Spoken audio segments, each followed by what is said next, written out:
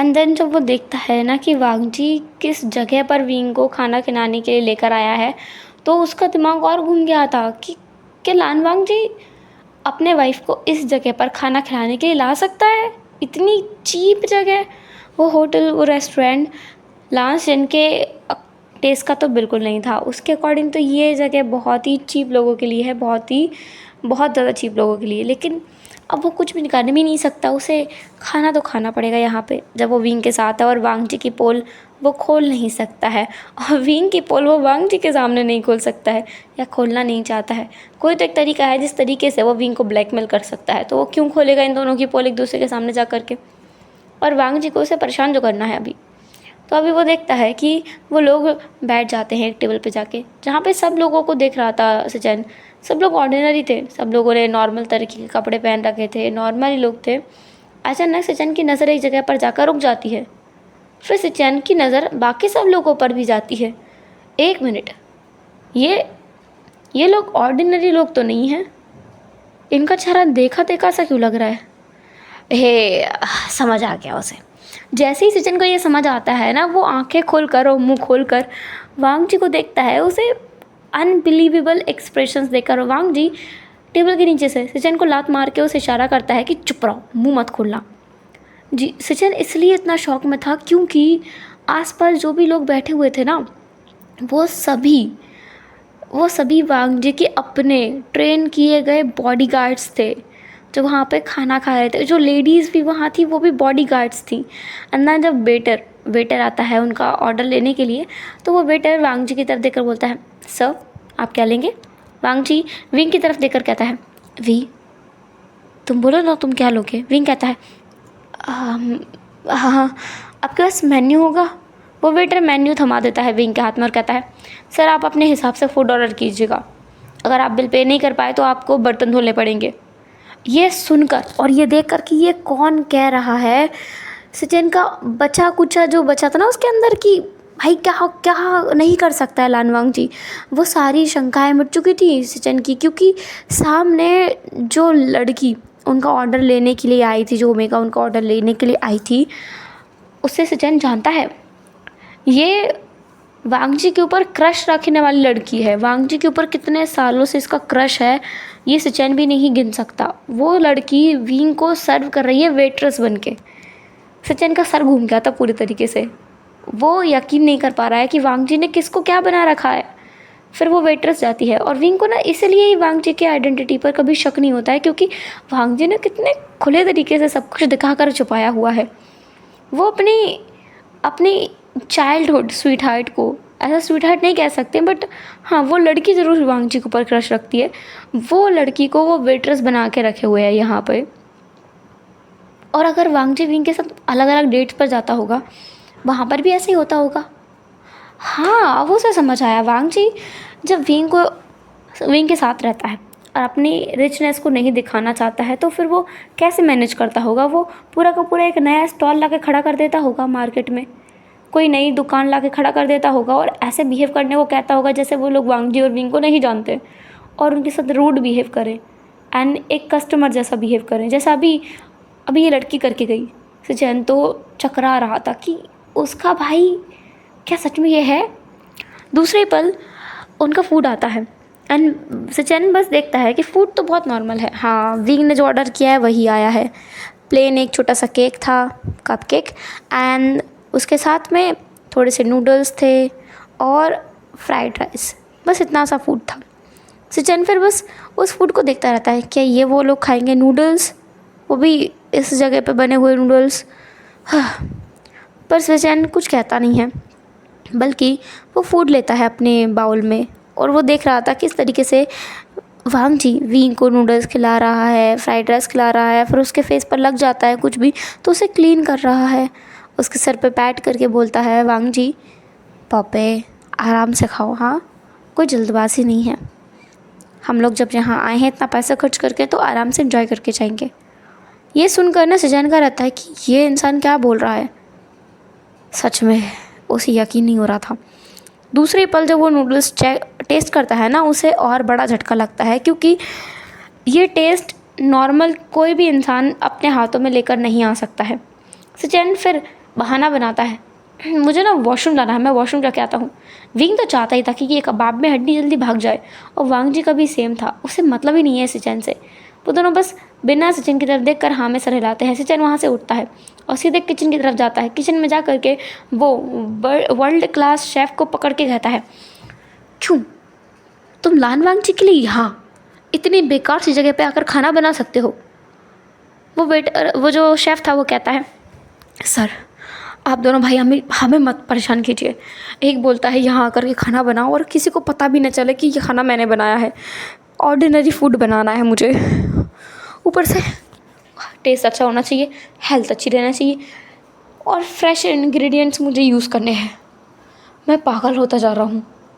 ये तीसरी बार है इस महीने में जो मैं यहाँ आया हूँ आपके भाई के लिए खाना बनाने के लिए। सचिन कहता है, क्या कहा तुमने? तुरंत ही वो जो शेफ़ था वो कहता है, कुछ नहीं कहा है सर, मैंने कुछ भी नहीं कहा है, और आप अपने भाई को बिल्कुल मत बताइएगा।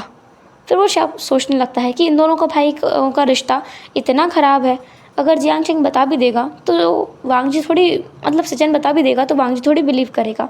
तो उसे यकीन था कि कुछ भी हो जाए वांग जी बिलीव नहीं करेगा। सचिन अपने फिर आसपास देखता है, उसके बॉडीगार्ड्स भी उसके आसपास ही रहते हैं। वो बहुत ख़तरनाक फील्ड में है तो वो ऐसे अकेला ऐसे नहीं घूम सकता, दूर से बहुत सारे लोग उसकी केयर टेक करते हैं। उसके वांग जी के जो घर है ना वहाँ पर भी काफ़ी लोग हैं, दूर रहते हैं सचिन के बॉडीगार्ड्स, पर वो सचिन पर नज़र रखे रहते हैं कि कुछ भी गलत हो तो वो आकर सचिन को बचा लें।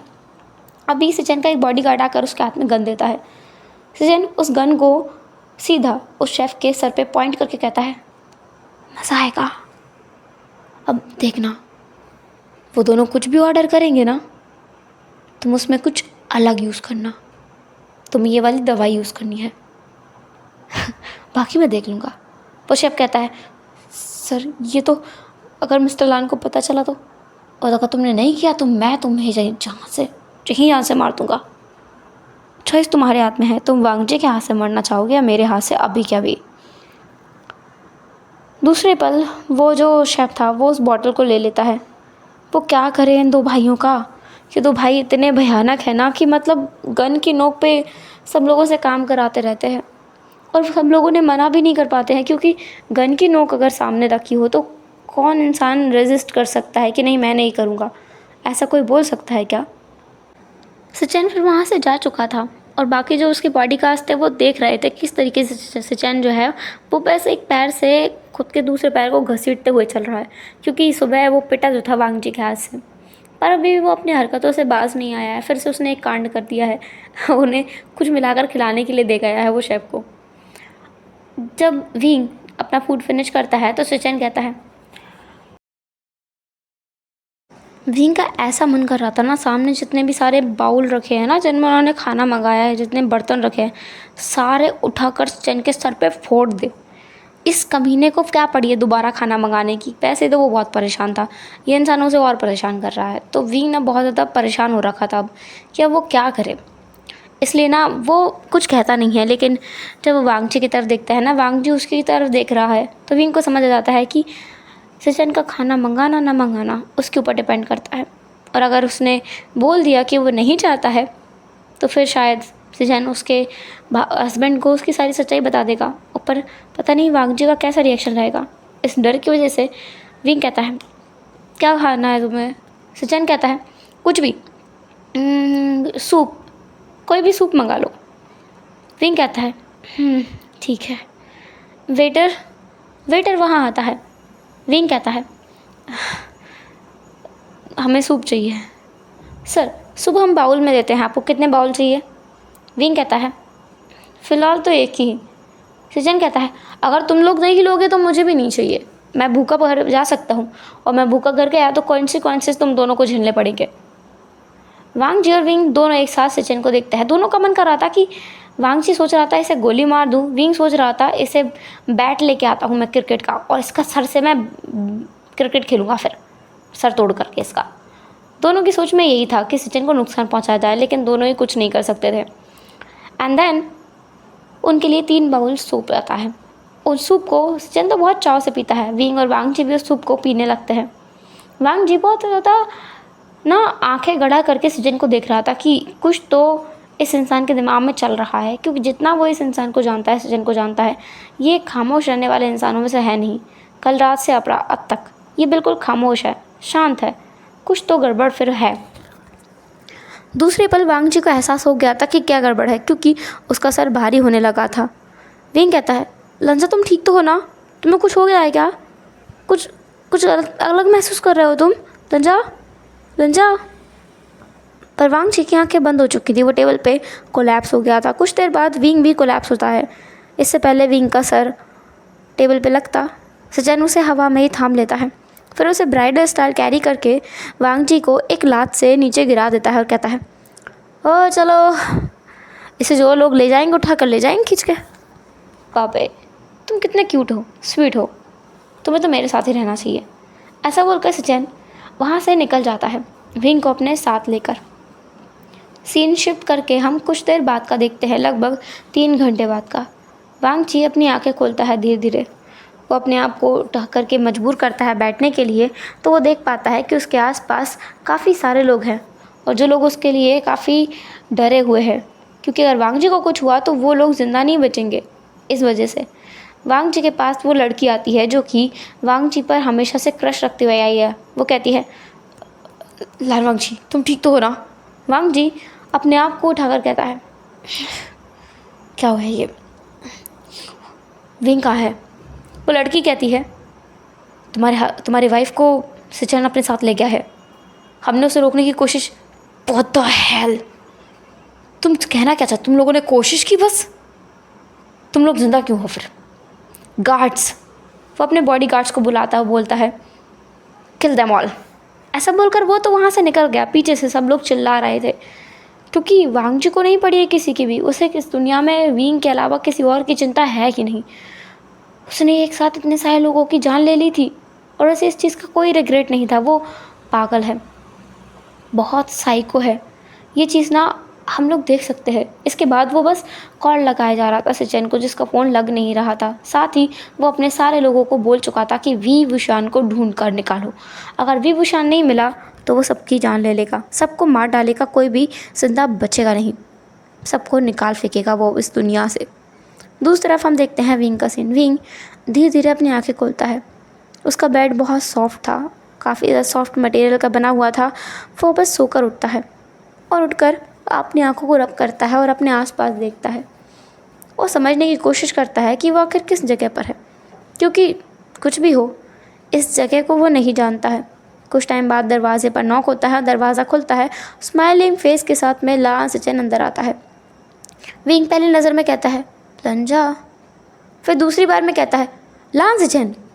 सचिन कहता है, ओहो, तुम तो कुछ सेकंड में ही मुझे पहचान गए, नज़र अच्छी है तुम्हारी। विंग कहता है, तुम मुझे यहाँ क्यों लेकर आए हो? ये जगह तुम मुझे, लंजा कहाँ है? सचिन कहता है, ओह, तुम्हारा हस्बैंड तुम्हें ढूंढ रहा है। देखो मैंने वो गलती से लेटर रखा था। आई स्वेयर मेरा कोई भी मन नहीं था तुम्हारे साथ कोई भी रिलेशनशिप स्टार्ट करने का। प्लीज़ मुझे जाने दो। लंजा बहुत ज़्यादा परेशान हो गया होगा, अब तक पता नहीं कितना ज़्यादा बुरा हाल हो गया होगा उसका। ओह, तुम्हें क्या लगता है अभी वो क्या कर रहा होगा? तुम्हें क्या लगता है? वो इतना मासूम सा इंसान है, मैंने उससे मासूम अल्फ़ा नहीं देखा है अब तक। सचिन अपने प्लेस से गिरते हुए कहता है, तुमने कहा, तुमने उससे मासूम अल्फ़ा नहीं देखा है? तुमने लिटरली ये कहा है?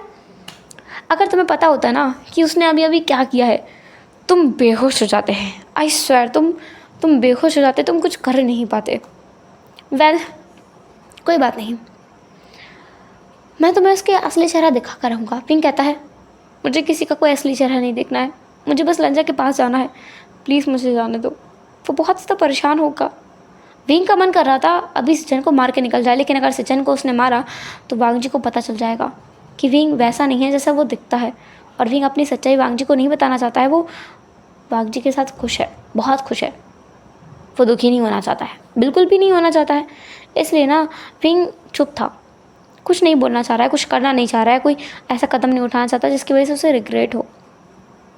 सचिन विंग की तरफ देख कर कहता है, हाँ, वाह, वेल, डिनर रेडी है, चल के डिनर कर लो तुम। क्योंकि तुम 2 दिन से सोए हुए हो तो भूख तो तुम्हें लगी होगी। विंग कहता है 2 दिन? सचिन कहता है तुम्हें क्या लगा था, तुम 2 मिनट से सोए हो। जो मेडिसिन मैंने तुम्हें दिया था उसका असर तुम्हारे ऊपर कम हुआ है, पर उसके ऊपर ज़्यादा हुआ है। फिर भी वो बहुत जल्दी जाग गया था। यकीन नहीं होता, इतनी हार्ड मेडिसिन भी उसे सुला नहीं पाई। अगर उसे वो डोज़ नहीं मिला होता तो पता नहीं मेरा क्या होता। सचिन सोचता है कि अगर वांग जी की बाउल में उसने इंस्ट्रक्शन ना दिए होते कि उसमें ज़्यादा डोज इंक्लूड करे, तो वांग जी तो दूसरी पल जाग जाता जब सचिन उसे लेकर जा रहा था विंग को, और दूसरी पल उसके सीने के आर पास 6 की 6 गोलियाँ उतर जाती। अच्छा है उसने ज़्यादा डोज देने का बोला था वांग जी को, तो वांग जी 1 घंटे तक सोता रहा। तब तक विंग को वो उड़ा करके इस जगह पर ले आया था जहाँ पर वांग जी सोच भी नहीं सकता। दूसरा वांग जी जो अभी हर जगह पर ना विंग को ढूंढने की कोशिश में था, और काफ़ी कम लोगों को पता था कि किसी को ढूंढा जा रहा है। मतलब बहुत लोगों को पता चल गया था किसी चीज़ को ढूंढा जा रहा है, किसी इंसान को शायद, लेकिन किसे और किसके लिए और क्यों ये किसी को पता नहीं था। बस वो लोग ढूंढ रहे थे किसी इंसान को, और अगर मिलेगा तो उन्हें बताना है। स्पेशली सचिन का नाम सबके सामने आ रहा था कि सचिन को ढूंढना है, कि सचिन जैसे मिले ना उसको पकड़ लेना है, दर्द दबोचना है। पर सचिन तो लापता हो चुका था। अब इस घटना को घटे हुए, मतलब इस इंसिडेंट को हुए 7 दिन हो चुके थे। इन 7 दिनों में विंग को कोई खबर नहीं मिली थी वांग जी की, और वांग जी के पास कोई खबर नहीं आई थी विंग की। विंग परेशान था। विंग सचिन को देख रहा था। सचिन उसे नुकसान नहीं पहुंचा रहा है। ये जगह माउंटेन्स पर है जहाँ पर फ़ोन नहीं है, टीवी नहीं है, कुछ भी नहीं है। सब कुछ बस किताबों पर डिपेंड करता है। बुक्स हैं यहाँ पे बहुत सारी, गार्डन है, एनिमल्स हैं जिनके साथ में वो टाइम स्पेंड किया करता है, और सचिन ने उसे खुली छूट दे रखी है। बस हाँ, गार्डन के बाहर काफ़ी सारे बॉडीगार्ड्स हैं जिनकी वजह से विंग जा नहीं सकता है। और विंग पूरे हफ्ते में ये सवाल कि सचिन के पास इतना पैसा है कि वो गार्ड्स रख सकता है, तो वांग जी क्यों इतना गरीब है, इस सवाल का जवाब उसे अब तक नहीं मिला है। आज शाम को भी सेम वही हाल था। सचिन विंग के पास में खाना लेकर आकर कहता है, खा लो, मैंने तुम्हें कोई जहर नहीं दिया है, तुमने अब तक देख लिया है, क्या इसे भी मैं टेस्ट करके बताऊं? विंग कहता है, मैं तुम पर कभी भरोसा नहीं करूँगा, तुम पहले इसमें से एक सिप लो। तो सचिन एक स्पून लेता है, उसमें से एक सिप लेता है। फिर सचिन कहता है, तुम पता है मेरे साथ रहकर मेरे साथ अपना प्यार बढ़ा रहे हो। विंग उसे इग्नोर करता है, पर सचिन ये नहीं देखता कि विंग ने उसे इग्नोर किया है। वो अपनी बकवाक जारी रखता है। सचिन कहता है, तो पता है तुम मेरा रोज़ जूठा खाते हो, जब मैं खाता हूँ तब तुम खाते हो, तो मेरे साथ तुम्हारा प्यार बढ़ रहा है। वेरी गुड, तो तुम कब मेरे साथ पूरी तरीके से प्यार में गिर करके लान वांग जी को भूलने वाले हो? विंग ये सुनता है ना, जिस बाउल को उसने अभी फिनिश किया था वो फेंक करके सचिन के सर पे मार देता है। सचिन के सर से अब खून निकल रहा था। सचिन कहता है, दोनों हस्बैंड वाइफ एक जैसे हैं। ऐसा बोलकर सचिन वहाँ से गुस्से में निकल गया था, और गार्ड्स उसे पकड़ के बस बिठा करके उसकी मलहम पट्टी कर रहे थे। विंग को गुस्सा आ रहा है, बहुत गुस्सा आ रहा है। 7 दिन से वो यहाँ पर बंद है। सचिन अपने गार्ड से कहता है, मैं बहुत ज़्यादा मर्सी दिखा रहा था इस इंसान के ऊपर, पर अब नहीं दिखाऊंगा। अब मैं इसके हस्बैंड का असली चेहरा दिखाता हूँ। इसे मैं क्रूर लग रहा हूँ ना, अब मैं इसे इसके हस्बैंड का असली चेहरा दिखाऊंगा, फिर देखता हूँ इसे कौन क्रूर लगता है। मुझे पता है ये दौड़ करके मेरी बाहों में ही आएगा। इसके बाद सचिन रात को विंग के पास आकर कहता है, ओए तुम्हें वांग जी को देखना है? विंग कहता है, जैसे कि तुम मुझे जाने दोगे। सचिन कहता है, बिल्कुल, तुम फ्री हो जाओगे आज के बाद, तुम्हें वांग जी के पास ही ले जा रहा हूँ, चलो। विंग आधे ट्रस्ट के साथ में सचिन की कार में बैठ जाता है। वो कारों का काफिला अंधेरी रात में चल रहा था। पहले शायद शहर से दूर था जहाँ पर लाइट नहीं थी, और फिर उसके बाद उसे चलती रोशनी दिखाई दी। विंग देख सकता है कि अब वो शहर में वापस आ गया है। वो उस सिटी में आ गया है जहाँ पे बड़ी बड़ी बिल्डिंग्स हैं, काफ़ी सारी रात में लोग जगने वाले हैं, बार्स वगैरह खुले रहते हैं, वो सब कुछ वो देख सकता था। एंड फाइनली एक बड़े से होटल के सामने आकर वो रुकता है। इस होटल में वांग जी क्या कर रहा है? क्या वांग जी को भी उसके साइको भाई ने किडनैप कर लिया है? विंग को तो यही लग रहा था। विंग कहता है, तुमने लंजा के साथ कुछ किया है ना, तुमने लंजा को परेशान करके रखा है, तुमने उसे भी यहाँ बंद किया होगा ना। मुझे पूरा यकीन है, तुम जैसा क्रूर ब्रदर मैंने आज तक नहीं देखा है। सचिन एक डेविल स्माइल के साथ कहता है, तुमने और कुछ नहीं देखा है क्रूर? तुमने कहा ना तुमने मुझसे ज़्यादा क्रूर ब्रदर नहीं देखा। मैं तुम्हें कुछ और ज़्यादा क्रूर दिखाने लाया हूँ। मैं तो सोच रहा हूँ वो सब देखने के बाद तुम्हारा रिएक्शन क्या होगा। मज़ा आएगा, मुझे बहुत मज़ा आएगा। मैं तो मज़े करूँगा बस। ये रिएक्शन ना विंग को बहुत अजीब लग रहा था, क्रिंज लग रहा था, क्रेज़ी लग रहा था। सचिन कितना क्रेज़ी है, पागल है, साइको है। पर विंग सचिन को फॉलो करने लगता है। विंग के फेस पर एक डरा हुआ लुक था। विंग कहता है, देखो तुम अगर मेरे साथ कुछ गलत करने वाले हो तो मैं तुम्हें बता दूँ, तुम मेरे साथ कुछ गलत नहीं कर पाओगे। मैं तुम्हें सच में मारूंगा, बहुत अच्छे तरीके से मैं तुम्हारी पिटाई कर दूँगा, देख लेना। मैं तुम्हें बहुत अच्छे से मारूंगा। पर सचिन कुछ कहता नहीं है। वो विंग को एक रूम में लेकर जाता है जिसकी वॉल ट्रांसपेरेंट ग्लास से बनी हुई थी। उसके पास में एक और रूम था, लिविंग रूम था शायद। सचिन कहता है, हम यहाँ से अंदर की सारी बातें भी सुन सकते हैं और सब कुछ देख भी सकते हैं। विंग कहता है, तुम क्या दिखाना चाहते हो? अगर तुमने लंजा को ब्लैकमेल किया है किसी और ओमेगा के साथ यहाँ कुछ करने के लिए तो मैं विश्वास नहीं करूँगा, क्योंकि लंजा मुझसे बहुत प्यार करता है, वो ऐसा कुछ भी नहीं करेगा। दूसरे पल विंग दिखता है, वांग जी जो ब्लैक सूट में एक कमरे में आता है। विंग बस देख रहा था और समझने की कोशिश कर रहा था कि चल क्या रहा है। फिर उसे वांग जी की कोल्ड वॉइस आती है, वो कोल्ड वॉइस जो विंग ने आज तक नहीं सुनी। वो कोल्ड वॉइस कहती है, अंदर लाओ उसे। फिर किसी इंसान को अंदर लाया जाता है। ये इंसान कौन है? अरे ये तो डिलीवरी बॉय है ना, जो उसके घर पर फ्लावर्स डिलीवर करके गया था। हाँ, विंग को याद है, ये वही डिलीवरी बॉय है। वो डिलीवरी बॉय कहता है, मुझे सच में कुछ नहीं पता है, मुझसे बस जितना कहा गया मैंने उतना किया है, मैंने बस वो फ्लावर्स वहाँ पर डिलीवर किए थे और कुछ भी मैंने नहीं किया है। विंग झटका खा गया था।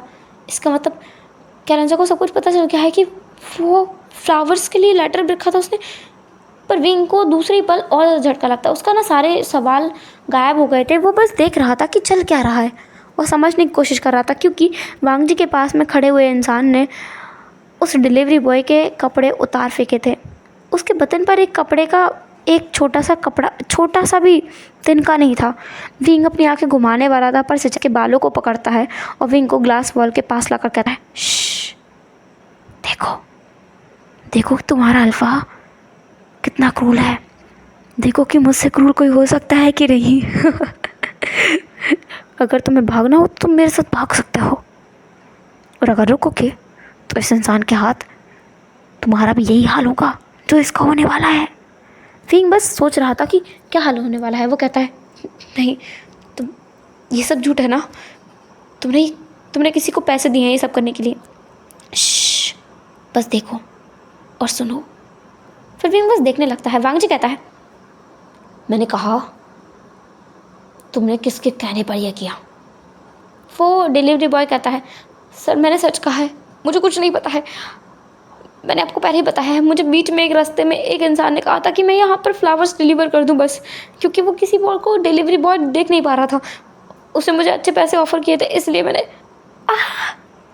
वो डिलीवरी बॉय बहुत ज़ोर से चिल्लाता है, क्योंकि दूसरी पल वांग जी के किसी इंसान ने उसके पीठ पर खंजर से चीरना स्टार्ट कर दिया था। विंग जो चिल्लाने वाला था, सचिन उसके मुंह को अपने हाथ से दबा लेता और कहता है, श्श बाबे, आवाज़ मत करना, अभी वो टाइम नहीं है जब तुम आवाज़ करो, बस देखो। विंग के पैर नम हो चुके थे। सचिन जो पास ही की एक चेयर पर विंग को बिठा करके उसके मुंह को अपने हाथ से बंद रखता है कि बाई चांस भी विंग चिल्ला ना जाए। विंग की आंखों में आंसू आ गए थे, क्योंकि सामने वांग जी उस इंसान की पूरी बॉडी को चीरता जा रहा था। वो इंसान मर चुका था, वो डिलीवरी बॉय की मौत हो चुकी थी। तब जा करके विंग गहरी गहरी सांसें छोड़ना स्टार्ट कर देता है। वो हाँप रहा था ये नज़ारा देखकर। वांग जी कितना क्रूल था, कितना क्रूल है। फिर वांग जी अपने उस इंसान के हाथ से, मतलब जो उसका बॉडीगार्ड था या जो भी था, उसके हाथ से वो नाइफ़ लेता है और उस डिलीवरी बॉय के हार्ट को चीर कर निकाल देता है, जिसकी खून की बूंदें उसके फेस पर भी लगी। और जब उस हार्ट को वांग जी ने अपने हाथ में पकड़ा ना, तो पूरा हाथ उसका खून से लथपथ हो चुका था। विंग इतना ज़्यादा शॉक में था कि वो तुरंत उस कमरे से बाहर निकलता है और वांग जी को देख कर कहता है, लंजा। वांग जी विंग को देखता है। वांग जी की सांसें अटक चुकी थी कि विंग ने ये क्या देख लिया है। वांग जी के हाथ से वो जो हार्ट था वो नीचे गिर जाता है। वो आगे आकर कहता है वी, साथ ही उसके हाथ से वो नाइफ भी नीचे गिर जाता है। विंग 2 कदम पीछे हट के कहता है नहीं, ये नहीं हो सकता, ये नहीं हो सकता। पीछे से सचिन आकर कहता है ये तो हो चुका है। तुम्हारा हस्बैंड एक गैंगस्टर है, एक गैंगस्टर। फिंग हटता है पीछे, वो सचिन को देखता है और कहता है तुम बाबे मुझसे मत डरो, मैं गैंगस्टर नहीं हूँ। बाबे फिंग ऐसा बिल्कुल नहीं जैसे तुम सोच रहे हो। फिंग मुझे एक्सप्लेन कर दो प्लीज़। विंग जो वहाँ नहीं रुकता एक पल भी, वो वहाँ से दौड़ लगाता है। वो वहाँ से भागते हुए सीधे बाहर आता है। बाहर आकर वो एक कैब वाले को पकड़ता है और सीधे वहाँ से एक एड्रेस की तरफ निकल जाता है। विंग जाते हुए बहुत सारे इमोशंस से डील कर रहा था, वो बहुत सारे फीलिंग्स से जूझ रहा था, बहुत सारी चीज़ें थी जो अब उसके मन में चल रही थी। वो सीधे न्यूसन के घर जाता है। उसे नहीं पता न्यूसन यहाँ होगा या नहीं होगा, लेकिन वो वहीं जाता है। वहाँ जाकर वो बार बार डोरबेल बजाता है। वो बार बार डोरबेल को रिंग कर रहा था जब तक कि दरवाज़ा खुल ना जाता। तो जब दरवाज़ा नहीं खुलता है तो विंग तुरंत दरवाजे को तोड़ कर अंदर चला जाता है। दूसरी तरफ न्यूसन जो अपनी ही कंडीशन में व्यस्त था। विंग सीधे उनके मास्टर बेडरूम के पास जाकर दरवाजे को बार बार नॉक करने लगता है। कुछ देर बाद दरवाज़ा खुलता है। विंग देखता है कि न्यूसन आधे कपड़े पहने हुए है, इसका मतलब वो कुछ कर रहा था।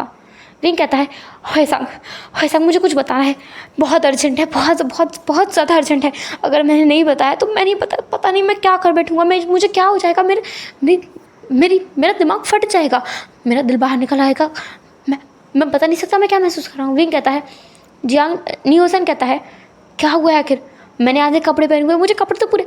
इससे पहले कि न्यूसन अपनी बात कंप्लीट कर पाता, विंग उसे खींचकर लिविंग रूम में लेकर आता है।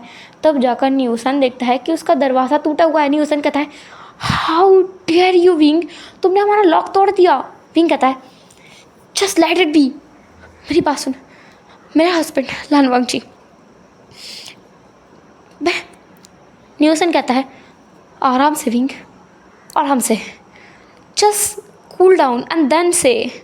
ऐसे तो मुझे कुछ पता ही नहीं चलेगा और तू इतना ज़्यादा घबराया हुआ है कि मुझे डर लग रहा है तेरी आवाज़ को देखकर, तेरा हालत को देखकर। विंग कहता है डर तो लगना ही चाहिए। ओ गॉड, ओ शिट, डैम, मैं, वाह, नो, यस, नो। विंग के रिएक्शन ही जियांग जो न्यूज़ है ना उसे समझ नहीं आ रहे थे कि विंग के रिएक्शन क्या बोलना चाहते हैं, हाँ ना, कोई चीज़ अच्छी हुई है, कोई चीज़ बुरी हुई है। विंग अपनी आंखों को बंद करता है और फिर एक बार न्यूसन को गले लगाता है। न्यूसन कहता है हे डूड, मेरा हस्बैंड घर पे है, जान ले लेगा वो मेरी। विंग फिर न्यूसन से दूर हटता और कहता है आई एम कूल डाउन। तुझे याद है मैंने लास्ट टाइम बताया था कि, न्यूसन कहता है मुझे पता है, रिपीट मत करना, तुझे किसी ने फ्लावर्स दिए और वो तेरे हस्बैंड का भाई निकला, दैट्स ऑल। विंग कहता है 2 दिन पहले मुझे लंजा के भाई ने किडनैप किया। व्हाट द हेल, तुझे तेरे हस्बैंड के भाई ने किडनैप किया? हाँ, फिर क्या हुआ? न्यूसन भी ना गॉसिप क्यून जैसा है, उसे ऐसी कोई गॉसिप मिलती है ना तो वो सुनना चाहता होता है। तो विंग कहता है देन वो मुझे अपने साथ अपने फार्म हाउस पे लेके गया एंड पूरे 1 हफ्ते तक मैं वहाँ रहा। 1 मिनट, तूने कहा 2 दिन पहले? नहीं, मेरे जागने से 2 दिन पहले वो मुझे लेके गया और पूरा हफ्ता मैं उसके साथ रहकर आया हूँ और फिर वो मुझे ना एक होटल लेके गया। इसके बाद विंग कहता है मेरा हस्बैंड एक गैंगस्टर है, वो गैंगस्टर है।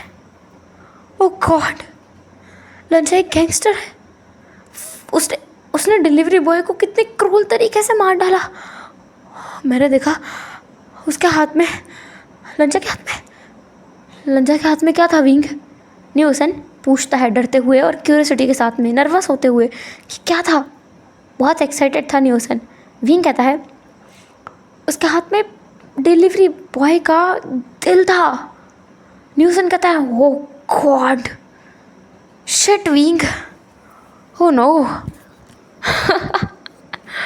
हेल, तेरी लाइफ कितने यू टर्न लेके घूमी है।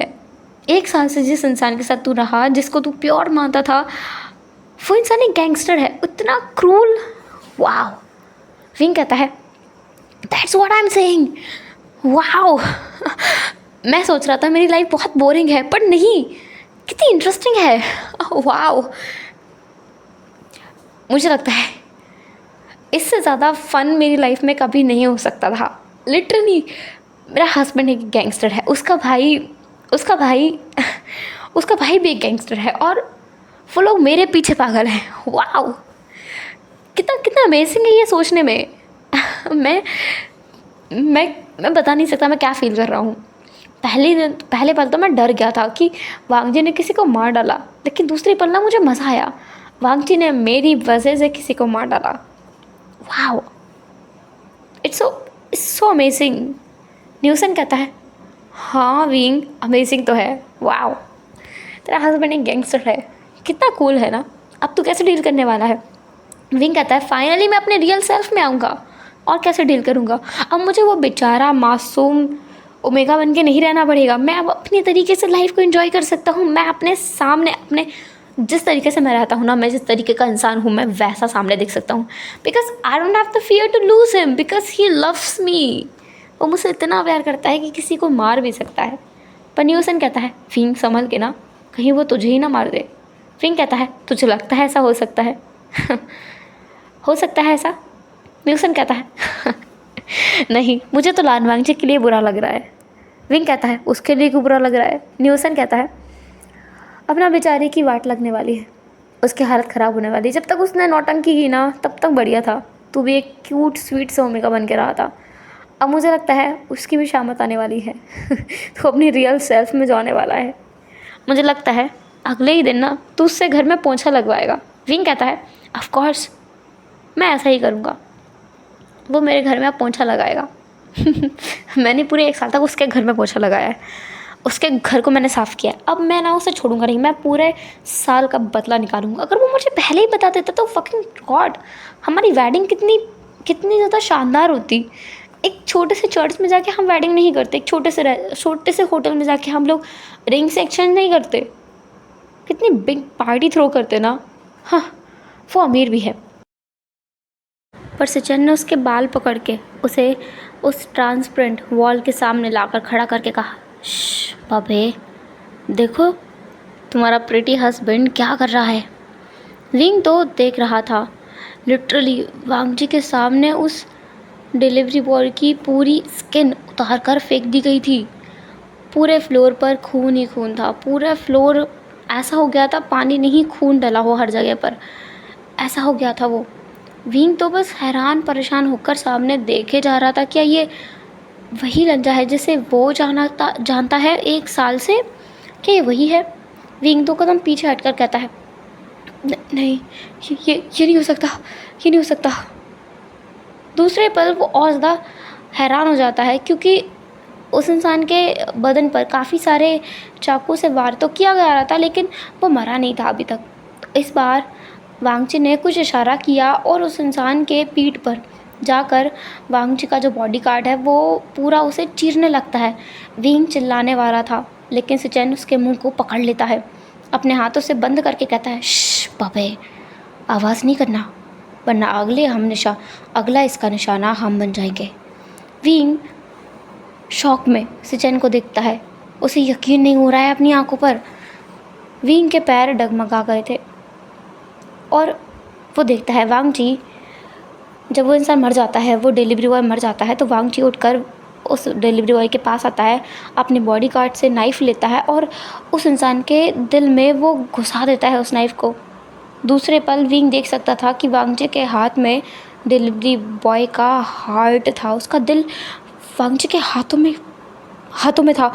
वांगची के हाथ, उसके बॉडी पूरे जगह पर खून ही खून था। जब वांगची ने उस नाइफ़ को उस इंसान के बदन में एक बार डाल दिया था ना, तब वांगची के पूरे फेस पर उस हार्ट को चीरने की वजह से खून की बूंदें उछट आई थी।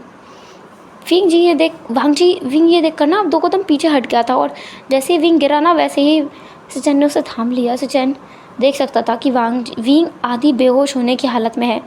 विंग का बहुत बुरा हाल था, वो अंदर से काँपा हुआ था, डरा हुआ था, घबराया हुआ था। उसे क्या महसूस हो रहा है विंग नहीं बता सकता।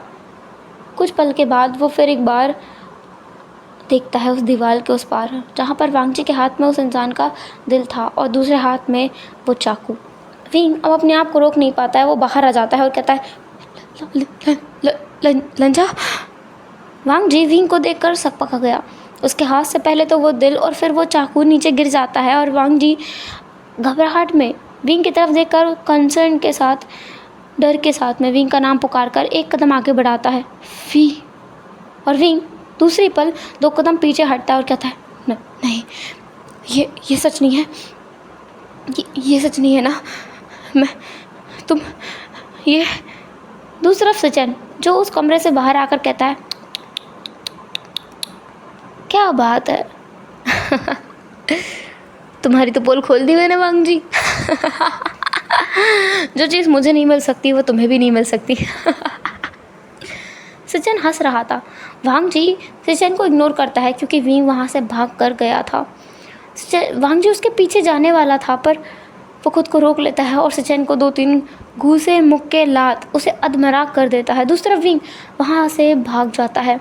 वो सीधे वहाँ से भागता है। भागते हुए सबसे पहले तो वो अपना फ़ोन फेंक देता है एक तरफ, दूसरी तरफ फिर अपनी वॉच फेंकता है। फिर वो सीधे कैब की तरफ भागता है। उस कैब को बोलता है जल्दी इस एड्रेस पे चलो। वो कैब वाला विंग को एक बार देख कर कहता है, सर क्या सच में आपको इस एड्रेस पे जाना है? विंग घबराहट में कहता है, बिल्कुल जाना है, तुम इस एड्रेस पे चलो ना जल्दी से।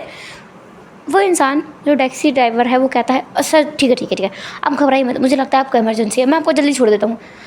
जैसे ही कार ड्राइव होना चालू होती है विंग के लिए एक एक सेकंड एक घंटे के बराबर था और एक मिनट एक साल के बराबर, क्योंकि कितने जल्दी ये समय बीते वो बस इंतज़ार कर रहा था। क्योंकि अब वो नहीं रुक सकता, खुद को रोक ही नहीं सकता। वो उसे बस जाना है, उसे यहाँ से निकल जाना है, बिल्कुल निकलना ही है उसे। विंग सीधे वहाँ से निकलता है और जैसे टैक्सी ड्राइवर अपनी कार को रोकता है ना, वैसे ही विंग उसे पे करता है। विंग ये भी नहीं देखता कि उसने कितने पैसे दिए हैं उस ड्राइवर को। ड्राइवर कहता है, सर चेंज। विंग कहता है, कीप द चेंज। और वहाँ से वो भागते हुए, गिरते हुए, पड़ते हुए सीधे जाता है एक बंद पड़ी फैक्ट्री की तरफ।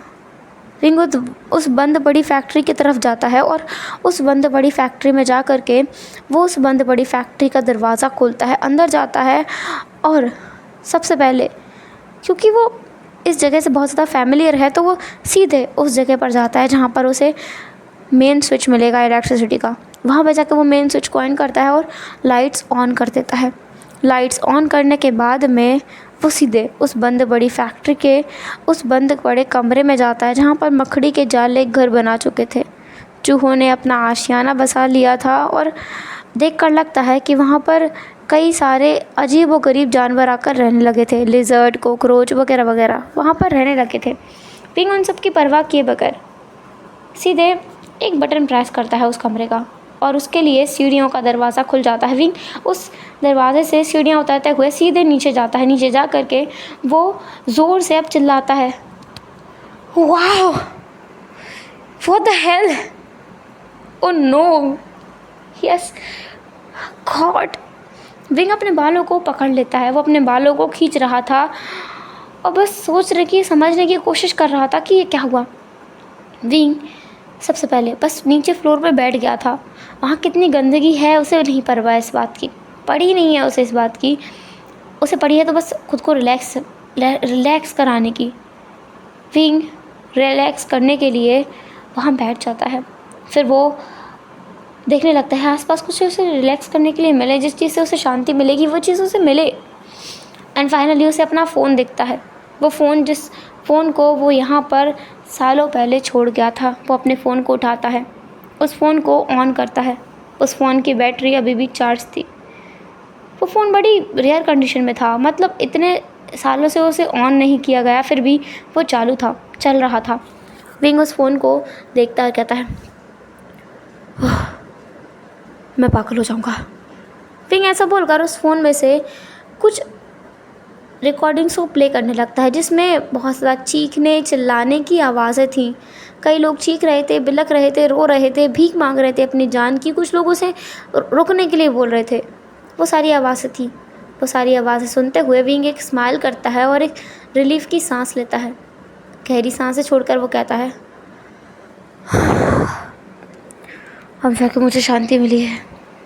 विंग फिर बस अब अपने फ़ोन को दोबारा उठाता है, रिकॉर्डिंग्स को बंद करता है और एक काम वॉइस में एक नंबर की तरफ देखकर उसे डायल कर देता है। 2 रिंग के बाद ही वो पर्सन उस नंबर को, मतलब सामने जो पर्सन था, वो घबराते हुए बोलता है, क्या ये तुम्हारा नंबर है? क्या मेरी बात तुमसे हो रही है या फिर ये कोई हर है? आपको ये फ़ोन कहाँ मिला है? सुनिए ये स्ट्रेंजर, आपको इस फ़ोन को जल्दी से जल्दी पुलिस स्टेशन, नहीं, आपको इस फ़ोन को डिस्ट्रॉय कर देना चाहिए। विंग कुछ नहीं कहता और वो शख्स चुप हो जाता है। 2 पल बाद वो शख्स फिर से कहता है, देखो अगर ये मजाक है तो बहुत गंदा मजाक है। तुम सालों पहले यहाँ से गायब हो गए थे और तुम वापस आ रहे हो। क्या है ये सब कुछ है क्या? तुमने कॉल क्यों किया है? तुम्हें कोई मदद चाहिए? तुम्हारे साथ कुछ हुआ है क्या? तुम ही हो? हेलो वे। अब वो इंसान फिर से शांत हो गया था। विंग बस अपनी नेक को स्क्रैच करता है और कहता है, हेलो।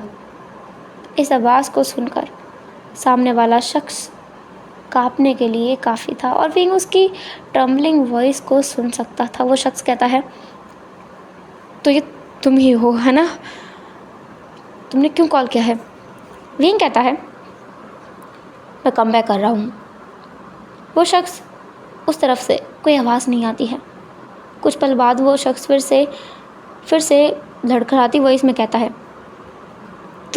तुम वापस आ रहे हो? विंग कहता है, मैं वापस आ रहा हूँ, सबको बता देना मैं अभी वापस आ रहा हूँ। वो शख्स बस हैरान हो गया था। इसके बाद तो विंग को बस फ़ोन, उसे याद है, उसे बस सुनाई दिया उस इंसान की चीखने चिल्लाने की आवाज़ है। वो कई लोगों पर चीख रहा था, चिल्ला रहा था कि वो वापस आ गया, वो वापस आ रहा है, वो वापस, तुम लोग जाग रहे हो कि नहीं? सोने का टाइम नहीं है बेवकूफ़, उठो। हेल, हे कॉल करो, जल्दी जल्दी कॉल करो, लोगों को गैदर करो, वो वापस आ रहा है, गैदर करो सब लोगों को, वो वापस आ रहा है अब। हे, उसे विंग को ना बहुत सारी आवाज़ें आ रही थी, कई लोग चिल्ला रहे थे। अब तो ना उसे बस चिल्लाने की आवाज़ें आई थी। उस ये चिल्लाने का साउंड सुनकर ना विंग सेटिस्फैक्शन महसूस करता है। कॉल को कट करने के बाद वो बस स्माइल करता है।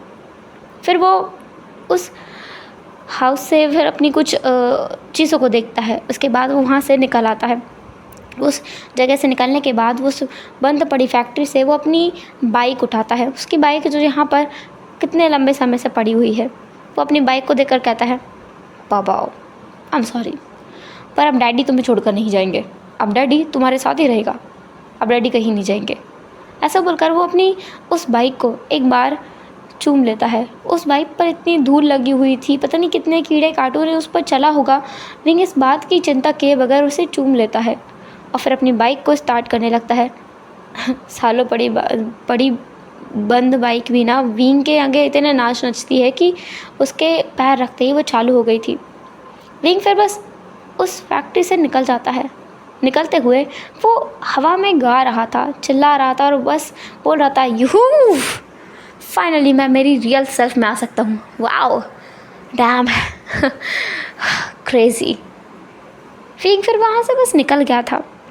वो बीजिंग से निकल गया था, बीजिंग में ही नहीं था विंग वहाँ से निकलता है। लगभग 3 घंटे की लगातार फास्ट राइडिंग के बाद वो एक जगह पर आकर के रुकता है। उस जगह आकर के वो अपनी बाइक को देखता है और सामने देखता है जहाँ पर 100 से भी ज़्यादा लोग उसके स्वागत में खड़े हुए थे। विंग जैसे ही पहुँचता है वो अपनी बाइक को बहुत ही आराम से पार्क करता है और कहता है, मेरे बाबा को नहाना है। इतना बोलकर वो कार की कीज, मतलब अपनी बाइक की कीज दे करके जो सामने इंसान था उसे अंदर चला गया था। बाकी लोगों से बस वो कर रहे थे और वो लोग काफ़ी डरे हुए थे। विंग देख सकता है ये लोग कितने डरे हुए हैं। कई लोगों ने तो अपने नाइट सूट भी नहीं बदले हैं, कुछ लोगों ने पजामा पहन रखा है, कुछ लोगों ने शर्ट पहनी है, कुछ लोग शायद बिजनेस मीटिंग में थे, सूट में आए हैं, कुछ लोग बार में थे, उस टाइप के अटायर में आए हैं, और कुछ लोग बस सोकर उठकर आए हैं। विंग देख कर बता सकता है। विंग उन सबको इग्नोर करते हुए सीधे जाता है अपने बड़े से पेंट हाउस में। वहाँ जाकर विंग सबसे पहले अपने रूम में जाता है, फिर एक लंबा सा शावर लेता है, उसमें भी उसे 1 घंटा लग जाता है। वहाँ से आने के बाद वो बस एक गाउन पहनता है, मतलब बाथरोब पहनता है, और वहाँ से बाहर आता है। बाहर आने के बाद उसे कुछ लोग मिलते हैं जो उसके पास में ही खड़े हुए थे। विंग उनको देखकर बोलता है, लॉन्ग टाइम नो सी, बहुत लंबे समय के बाद मिल रहे हैं। वो लोग विंग को देखते हैं और स्मिक करते बोलते हैं, हमें तो लगा था कि तुम मर गए हो पर तुम जिंदा हो, वाओ। पास ही में बैठा हुआ शख्स कहता है, मुझे लगा था मुझे तो इसकी डेड बॉडी भी नहीं मिलेगी अर्थियाँ निकालने के लिए, पर फॉर गॉड सेक अभी भी ज़िंदा है, और ज़िंदा भी नहीं, वापस भी आ गया। वेल, पूरे 1 साल से कहाँ गायब थे हम, ईलिंग लोज़ू। विंग उस शख्स की तरफ देखकर कहता है, तुम्हें पूछने का हक नहीं है, और तुम्हें लगता है तुम्हारे पूछने से मैं बता दूंगा कि मैं कहाँ था। विंग बस अपने पास में से जो एक्सपेंसिव वाइन का ग्लास था जो उसके लिए पॉर करके रखा गया था वो उसे उठाता है और ड्रिंक करता है। और पीछे से एक गार्ड आकर के, एक बॉडी गार्ड कहे या जो भी कहे, वो पर्सन आकर के विंग के हाथ में सिगरेट रख देता है। दूसरा आकर के लाइटर से उसकी सिगरेट को जला देता है। विंग सिगरेट से एक जिप लेकर के बात करता है, हा हा हा हा हा, कितना लंबा समय हो गया मुझे मेरी फेवरेट वाइन पिए बगैर, इस सिगरेट के धुएं को लिए बगैर। ऐसा लगने लगा था मैं ज़िंदगी जी नहीं रहा हूँ, काट रहा हूँ। सेटिस्फेक्शन मिल रहा है मुझे। मज़ा आ रहा है। सामने जो 2 शख्स बैठे थे वो विंग की तरफ देखते हैं और स्मिक करते हुए विंग की तरफ बढ़कर कहते हैं, ओह गॉड, तुम पहले की तरह ही हो, बिल्कुल नहीं बदले, बस थोड़ा ज़्यादा बोलने लगे हो। विंग कहता है, ये अच्छा है या बुरा है बताओ। सामने वाला शख्स कहता है, अच्छा है, बहुत अच्छा है, तुमसे बात करना आसान हो गया है, वरना हम दोनों बात करते रहते थे और तुम कोई रिएक्शन नहीं देते थे। अच्छा है, ये बहुत अच्छा है। वेल, तुम ये बताओ कि अचानक आना कैसे हुआ, ये तो बता ही सकते हो कि तुम वापस कैसे आए, तुम कहाँ थे ये नहीं बताना चाहते तो। विंग कहता है, बदला लेने के लिए रिवेंज प्लान। सामने जो शख्स बैठे थे वो लोग हैरान होकर विंग को देखकर कहते हैं, वाओ, वी वुशान बदला लेने के लिए अपनी आइडेंटिटी क्लेम करने आया है, वाओ, थ्रिलिंग है। ईलिंग लोज़ू, तुम इतने दरियादिल कब से हो गए कि तुमने वहीं के वहीं उसे नहीं मार डाला। विंग दोनों लोगों को देखकर कहता है, खबरदार जो तुमने मेरे बदले में टांग अड़ाने की कोशिश भी की तो मैं स्वीट रिवेंज लूँगा। उस इंसान को परेशान करूँगा। मज़ा आएगा। विंग को बहुत खुशी मिल रही थी अभी। एक्चुअली ऐसा था ना, उसकी ज़िंदगी शादी के बाद से बहुत ज़्यादा प्लेन हो गई थी। रोज़ सुबह उठना, खाना बनाना, अपने हस्बैंड को खिलाना, नाइट स्पेंड करना, कुछ फ़न, कुछ अलग था ही नहीं उसकी ज़िंदगी में। वो प्लेन ज़िंदगी हो गई थी। और जिस तरीके का वो इंसान है उसके लिए वो बोरिंग ज़िंदगी थी। वो वांगजी से प्यार बहुत करता है लेकिन उसके लिए बोरिंग था, बहुत बोरिंग। और जैसे ही उसे वांगजी की आइडेंटिटी पता चली है, अब उसे डर नहीं लग रहा है कि वांगजी उसे छोड़कर भाग जाएगा, क्योंकि वांगजी तो काफ़ी ख़तरनाक इंसान है और वो विंग को झेल सकता है, उसकी रियल सेल्फ में बिल्कुल झेल सकता है। इसलिए विंग बहुत ज़्यादा एक्साइटेड था, खुश था, और वो सच में पंगा लेने के लिए रेडी है लान वांगजी से। वी वुशान अब वहाँ पर रुक गया था। अब हम देखते हैं यहाँ से दूसरे दिन का सीन, जहाँ पर वांगजी जो सिचेन को पकड़ कर उसे पीट रहा था। सिचेन कहता है, मुझे कितना भी मार लो, मुझे नहीं पता है कि तुम्हारा हस्बैंड है कहाँ। वैसे भी तुम्हें उसे पहले सच बताना चाहिए था, या फिर ये सब करना नहीं चाहिए था। वांगजी एक बार और सिचेन पर हाथ उठाता, उससे पहले ही सिचेन के लोग आ चुके थे। हम बस सब लोग एक दूसरे पर ना गन तान के खड़े हुए थे। सिचेन भी अब उठकर खड़ा हो गया था, क्योंकि वो कोई कमज़ोर अल्फ़ा नहीं है। वांगजी उसे आसानी से नहीं मार सकता। बट बात ये थी कि सिचेन रिएक्ट नहीं कर रहा था, क्योंकि उसे पता था कि ये रिएक्ट करने का सही टाइम नहीं है। लेकिन जब सब लोग आ चुके हैं तो अब वो रिएक्ट कर सकता है। वांगजी कहता है, फकिंग बास्टर्ड। सिचेन कहता है, वो तो तुम भी हो बास्टर्ड चाइल्ड, हम दोनों ही बास्टर्ड हैं। तुम किससे ये बोल रहे हो, हाँ? बास्टर्ड ने बास्टर्ड की ज़िंदगी खराब कर दी। सिचेन को हंसते हुए देखकर ना वांगजी को गुस्सा आ रहा था। वांगजी अपनी गन उठाता है और जैसे ही वो अपनी गन को शूट करता है, सिचेन अपनी जगह से मुड़ जाता है, जिसकी वजह से वो शॉट मिस हो जाता है। और सिचन वहाँ से अपने लोगों के साथ निकल जाता है और वांग जी बस विंग को ढूंढना चाहता है। वो बहुत दुखी है, शायद अब विंग उसे कहीं नहीं मिलेगा, और मिल भी गया तो उससे डरेगा, वो उससे कभी बात नहीं करेगा। वांग जी बहुत दुखी था, बहुत ज़्यादा दुखी था, इसलिए वो अपने घर आ जाता है। वो घर जो उसने अपनी मेहनत के पैसों से बनाया था, ना कि बाकी किसी गलत काम से। वांग जी वहाँ आता है और जैसे जैसे वो घर में हर जगह देख रहा था ना, उसे विंग नज़र आ रहा था। लंजा, तुम क्या लोगे खाने में? कॉफ़ी शुगर वाली या बिना शुगर की दूँ? फिर वांग जी को दूसरी तरफ दिखता है विंग। संचा, तुम भी ना इतनी ज़्यादा बातें मत किया करो, मेरा दिल सह नहीं पाएगा। अगर ये फट के बाहर आ गया तो मैं क्या करूँगा? दूसरी तरफ लंजा को एक और सीन दिखाई देता है उस घर में ऊपर, मतलब अपने ऊपर सीढ़ियों पर। लंजा, क्या कर रहे हो? जल्दी आओ ना, फायरवर्क्स स्टार्ट होने वाले हैं। लंजा, हम लोग मिस कर देंगे। लंजा को दूसरी तरफ मेन गेट पे दिखाई देता है। तुम आ गए लंजा, अपना बैग मुझे दे दो, शूज़ को निकाल दो, तुम्हें बहुत थकान हुई होगी ना। कैसे गया तुम्हारा ऑफिस का दिन?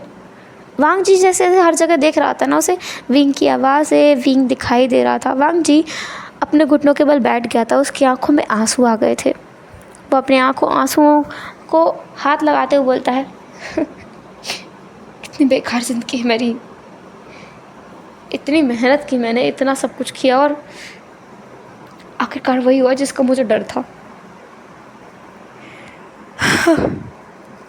वांग जी ने विंग से शादी करने के टाइम से पहले ही सब कुछ अरेंज कर लिया था, मतलब किस तरीके से वो रहेगा, अपनी पहचान छुपाएगा, और इसलिए ना उसकी ज़िंदगी बहुत नीट एंड क्लीन थी। किसी को पता ही नहीं था कि विंग वांग जी के साथ है। और जैसे ही सिचैन को विंग दिखा ना, इसके बाद से वांग जी ने बाकी सारी चीज़ें स्टार्ट की थी। उससे पहले तक वो सच में एक गरीब इंसान की तरह रहता था विंग के साथ। वो उसे जितनी भी जगह खाना खिलाने के लिए लेकर गया था ना, अपने घूमने के लिए लेकर गया था, वो सब नॉर्मल जगह थी। बस हाँ, कुछ बॉडीगार्ड दूर से नज़र रखते थे, बस इतना रहता था, इसके अलावा कुछ और नहीं था। दूसरी चीज़ ये थी कि विंग से शादी के बाद वांग जी ने किसी से विंग को इंट्रोड्यूस ही नहीं करवाया, तो उसे डर ही नहीं था। पर सिचन के आने के बाद उसे डर लगने लगा कि सिचन सब कुछ एक्सप्लेन ना कर दे विंग को, इसलिए उसने ज़्यादातर लोगों को विंग की नज़र में ले आया। मतलब अपने बिजनेस में, अपने जो वो काम करता है, वो एक गैंगस्टर है, तो जो वो काम करता है ना, वहाँ से जितने लोग उसके साथ हैं, उनमें से ट्रस्टवर्दी लोगों को उसने विंग पर नज़र रखने के लिए रख दिया था, स्पेशली सिचन पर अब सब कुछ तो ख़त्म होने को आया है। उसका सब कुछ लुट गया है, बर्बाद हो गया है, कुछ भी उसके पास नहीं बचा है। विंग के जाने के बाद से अब क्या ही उसके पास बचा हुआ है? अब वो क्या कर सकता है? कुछ भी नहीं। वांग जी रोए जा रहा था। उसे कोई होश नहीं है, कोई खबर नहीं है। उसे ये भी होश नहीं है कि उसका फ़ोन कहाँ है। दूसरा विंग, अभी जो मॉर्निंग हो चुकी है ना, तो वो अपने हाथ में उस क्रेडिट कार्ड को देखता है जो कि लान वांग जी ने अपनी मेहनत के पैसों से सेविंग्स की थी। विंग उन्हें देखकर कहता है, इडियट कहीं का, हाँ, इतनी मुश्किल से मैंने इतने सारे पैसे सेव किए, वो भी आज के दिन के लिए, ये जानने के लिए कि मेरा हस्बैंड रिच है, इतना रिच है कि वो पूरी सिटी खरीद सकता है और रिग्रेट भी नहीं करेगा, सिटी खरीद करके किसी को दान दे सकता है। इडियट हूँ मैं, इडियट। खुद को वैसा बोलते हुए विंग अपने सर पर उस कार्ड से मारने लगता है। बाकी पीछे खड़े सब लोग विंग को देख करके हैरान हुए जा रहे थे, क्योंकि विंग अपने आप से बात कर रहा है, पहली चीज़। दूसरी चीज़, विंग वांग जी के जाने के बाद बहुत डरा सा था। उसे डर भी लग रहा था अंदर से, और नर्वसनेस भी महसूस हो रही थी। साथ ही वो खुद पर अशेम्ड महसूस कर रहा था, क्योंकि उसे एक्साइटमेंट महसूस हो रही थी। वो इस सिचुएशन में एक्साइटेड कैसे हो सकता है, ये जानने के लिए कि कोई स्ट्रेंजर उसे फ्लावर्स भेजेगा भी या नहीं। विंग ना बहुत ज़्यादा क्यूरियस था इस बात को लेकर, एक्साइटेड भी था, नर्वस भी था। अगर लंजा को पता चला तो क्या होगा? उसकी मैरिज पर तो कोई बात नहीं जाएगी ना, और वो लंजा से दूर बिल्कुल नहीं रहना चाहता है। वो अफेयर तो बिल्कुल नहीं कर रहा है, बिल्कुल भी नहीं। वो बस फ्रस्ट्रेशन में एक नोट छोड़ कर आया था, जैसे सच में कोई स्ट्रेंजर पता नहीं गलती से या फिर जानबूझकर वहाँ से ले गया है। बस विंग को जाके वो नोट हटाना था। अगर वो नोट हटा देता तो फिर किसी भी स्ट्रेंजर को पता ही नहीं चलता विंग की किसी भी चीज़ के बारे में, और उसे इतना डर भी नहीं लगता। वो अपनी बैक टू नॉर्मल ज़िंदगी में जा पाता। पर अभी ऐसा नहीं हो सकता है, जो हो गया है वो तो हो गया है, अब विंग उसे बदल नहीं सकता है। सो हम देखते हैं सीधे दोपहर का सीन। जब कोई भी फ्लावर, कोई भी बुके विंग को नहीं आता तो विंग थोड़ा रिलैक्स हो जाता है, लेकिन विंग अभी भी इंतज़ार कर रहा था क्या डोरबेल बजेगी। डोरबेल बजेगी तो तुरंत जा करके उस इंसान को भगा देगा, पर नहीं बजती है डोरबेल। विंग इवनिंग के टाइम पर, जब वांग जी आने वाला था 7 बजे, उससे पहले 6:30 पर बाहर जाके देख लेता है एक बार कि कोई सच में नहीं आया है ना, तो उसे रिलीफ महसूस होता है। वो मेन गेट पे जाता है, वहाँ से दरवाज़ा खोलता है। उसने अपनी स्लीपर्स पहन रखी थी। जैसे ही वो दरवाज़ा खोलता है वो आसपास देखता है कि कोई नहीं है। फिर वो नीचे देखता है तो वहाँ पर एक बुके रखा हुआ था। उस बुके को देख कर ना विंग को अचानक से 440 वोल्ट का झटका लगता है, क्योंकि किसी ने सच में उसे फ्लावर्स भेजे हैं। लिटरली किसी ने उसे फ्लावर भेजा है, एक पूरा बुके है वहाँ पे। विंग उस बुके को तुरंत उठाता है, दरवाज़ा बंद कर देता है। और बंद करने के बाद उस बुके में एक लेटर को देखता है। वो उस लेटर को उठा करके खोलता है। उसमें लिखा था, डोंट वरी स्वीटहार्ट, मैं तुम्हें रोज़ फ्लावर्स और लेटर्स भेज दिया करूँगा, लेकिन इस टाइम पे जो टाइम तुमने मुझे लेटर में मेंशन किया है, और हाँ, मैं तुम्हें नहीं बताऊँगा कि मैं कौन हूँ, बस तुम खुश रहो। तुम्हारा अननोन एडमायरर। ऐसा बोलकर मतलब वो लेटर एंड हो चुका था। विंग तुरंत जाता है किचन में, पहले तो उस लेटर को जला करके ख़त्म करता है। फिर उन फ्लावर्स को लेता है, उन फ्लावर्स को कट करता है छोटे छोटे पीसेस में, उन्हें एक पॉलीथीन में बंद करता है। उस पॉलीथीन को बंद करने के बाद वो सीधे अपने घर के बाहर जो बड़ा सा डस्टबिन रखा हुआ था तो उसमें से पटक के आ जाता है। और फिर वो कहता है, कुछ नहीं हुआ है, किसी ने कुछ नहीं भेजा है, हाँ कोई लेटर नहीं है, लेटर मैंने जला दिया है, हाँ फ्लावर्स मैंने काट के फेंक दिए हैं, लेटर की एशेस कहाँ हैं। विंग तुरंत किचन में जाता है, वहाँ पर काफ़ी सारी ऐसे जो पेपर बर्न करते हैं उसके बाद एशेस नहीं रह जाते, वो पड़े हुए थे। विंग उन्हें तुरंत अपने हाथों से समेट करके डस्टबिन में डालने लगता है और फिर तुरंत उस डेस्क को क्लीन करता है। फिर अपने हाथों को सोप से वॉश करता है ताकि उनमें से कुछ भी स्मेल ना आए। फिर जा कर के तुरंत अपने कमरे में जाकर परफ्यूम ऐड कर लेता है अपनी बॉडी में, ताकि वांग जी को कुछ भी सस्पिशियस न लगे। साथ ही वो अपने हाथों पर भी परफ्यूम ऐड कर लेता है ताकि उसकी हथेलियों से भी वो ऐश की खुशबू ना आए। ऐश की अगर स्मेल आएगी तो शायद वांग जी उस पर यकीन न करे। विंग ओवर कॉन्शियस हो रहा था। वांग जी क्या एक ऑर्डिनरी पर्सन इतना ध्यान देगा विंग की चीज़ों पर विंग बहुत कॉन्शियस हो रहा था। ओवर कॉन्शियस कहे या फिर कॉन्शियस कहे, पर वो हो रहा था, वारिड था वो, क्योंकि वो अपने रिलेशनशिप को बर्बाद होते हुए नहीं देख सकता। वो चाहता ही नहीं है कि उन दोनों का रिलेशनशिप इस तरीके से नस्तो नाबूद हो जाए। एंड फाइनली डोरबेल बजती है। उसे पता है कौन आया होगा। विंग के उतरने से पहले वांग जी अंदर आ चुका था। डोरबेल वांग जी अक्सर बजाया करता है विंग को बताने के लिए कि वही है, ये उनका सिंबल है, ताकि विंग किसी एक्सीडेंट से बच सके। कोई भी डोरबेल बजाएगा तो विंग जाके दरवाज़ा नहीं खोलता है, क्योंकि उसे पता करना होता है वांग जी है कि नहीं। 2 बार डोरबेल बजी मतलब वांग जी है। वांग जी डोरबेल बजाता है इस तरीके से, ये उनका साइन है। बाहर जब भी कोई जाता है तो वो इस तरीके से अंदर आता है, उन दोनों में से कोई। तो अभी विंग जो अपने आप को संभाल रहा था, कह रहा था खुद से, calm down wing, calm down, कुछ नहीं हुआ है, सब ठीक है। विंग की सांसें भारी हो चुकी थी, उसे डर लग रहा था ना, इसलिए। वांग जी फिर अंदर आता है। आज किचन में कोई नहीं था। उसका बैग लेने के लिए विंग नीचे नहीं था। वांग जी अपने बैग को साइड रखता है। वांग जी सीधे अपने कमरे में जाता है, क्योंकि विंग की तबीयत ठीक तो नहीं है ना, क्या विंग की तबीयत ख़राब है। वांग जी वहाँ जाता है, विंग को देखकर कहता है, वी तुम ठीक तो हो ना। विंग कहता है, हाँ लंजा, मैं तो बिल्कुल ठीक हूँ मुझे क्या होगा। विंग अभी भी नर्वस था, पर वो अपनी नर्वसनेस को छुपाने की कोशिश कर रहा था। वांग जी विंग के पास आता है और विंग को गले लगाने के बाद कहता है, इट्स ओके वी, मुझे पता है तुम कल जो हुआ उसकी बात से परेशान हो। वांग जी की बात सुनकर विंग कहता है, तुम्हें पता है कल क्या हुआ है। वांग जी कहता है पर जानने और न जानने में क्या ही फ़र्क पड़ता है, बस मुझे पता है कि तुम परेशान हो, यही मेरे लिए काफ़ी है। वजह जानना उतना ज़रूरी नहीं है, जबकि वजह जानने के बाद मैं तुम्हारी हेल्प ना कर पाऊँ तो, और अगर कर पाता तो तुम मुझे बता देते, है ना। विंग कहता है, तुम इतने समझदार क्यों बोलन जाओ, अगर तुम इतने समझदार नहीं होते तो पता नहीं मेरा क्या होता, और अगर तुम नहीं होते तो वांग जी विंग को बस गले से लगाने के बाद कहता है, श्श विंग, इतना मत सोचो, बस खुश रहो। आज तुम्हारे लिए डिनर मैं पकाऊंगा। चलो जल्दी से शावर लो और नीचे आ जाओ।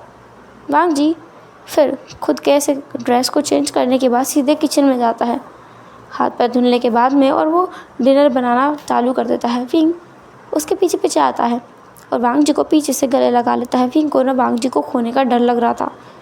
उसे ज़िंदगी में पहली बार डर लगा है वांग जी को खोने का, वरना आज तक शादी के बाद वांग जी ने ऐसा महसूस होने ही नहीं दिया विंग को।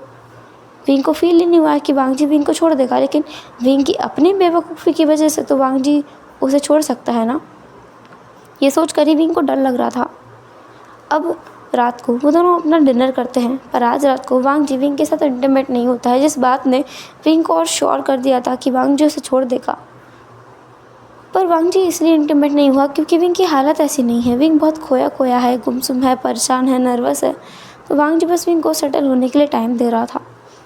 वांग जी विंग को बस उसके फोrehead पे किस करता है, उसे अपने सीने से लगाए रखता है। वांग जी सो चुका था, लेकिन विंग जैसे पूरी रात नींद नहीं आती है। नेक्स्ट डे विंग मॉर्निंग में उठकर वांग जी के लिए ब्रेकफास्ट बनाता है। वो लोग ब्रेकफास्ट करते हैं, लेकिन आज कुछ अलग था, क्योंकि आज वांग जी देख सकता था कि विंग परेशान है। वांग जी विंग से कहता है, पापे अगर तुम ज़्यादा परेशान हो तो मैं घर रुक सकता हूँ, ऐसा करता हूँ आज ऑफिस ना जाता हूँ। विंग को तुरंत फ्लावर वाली बात याद आती है। अरे हाँ, आज तो फ्लावर देने के लिए कोई आएगा ना।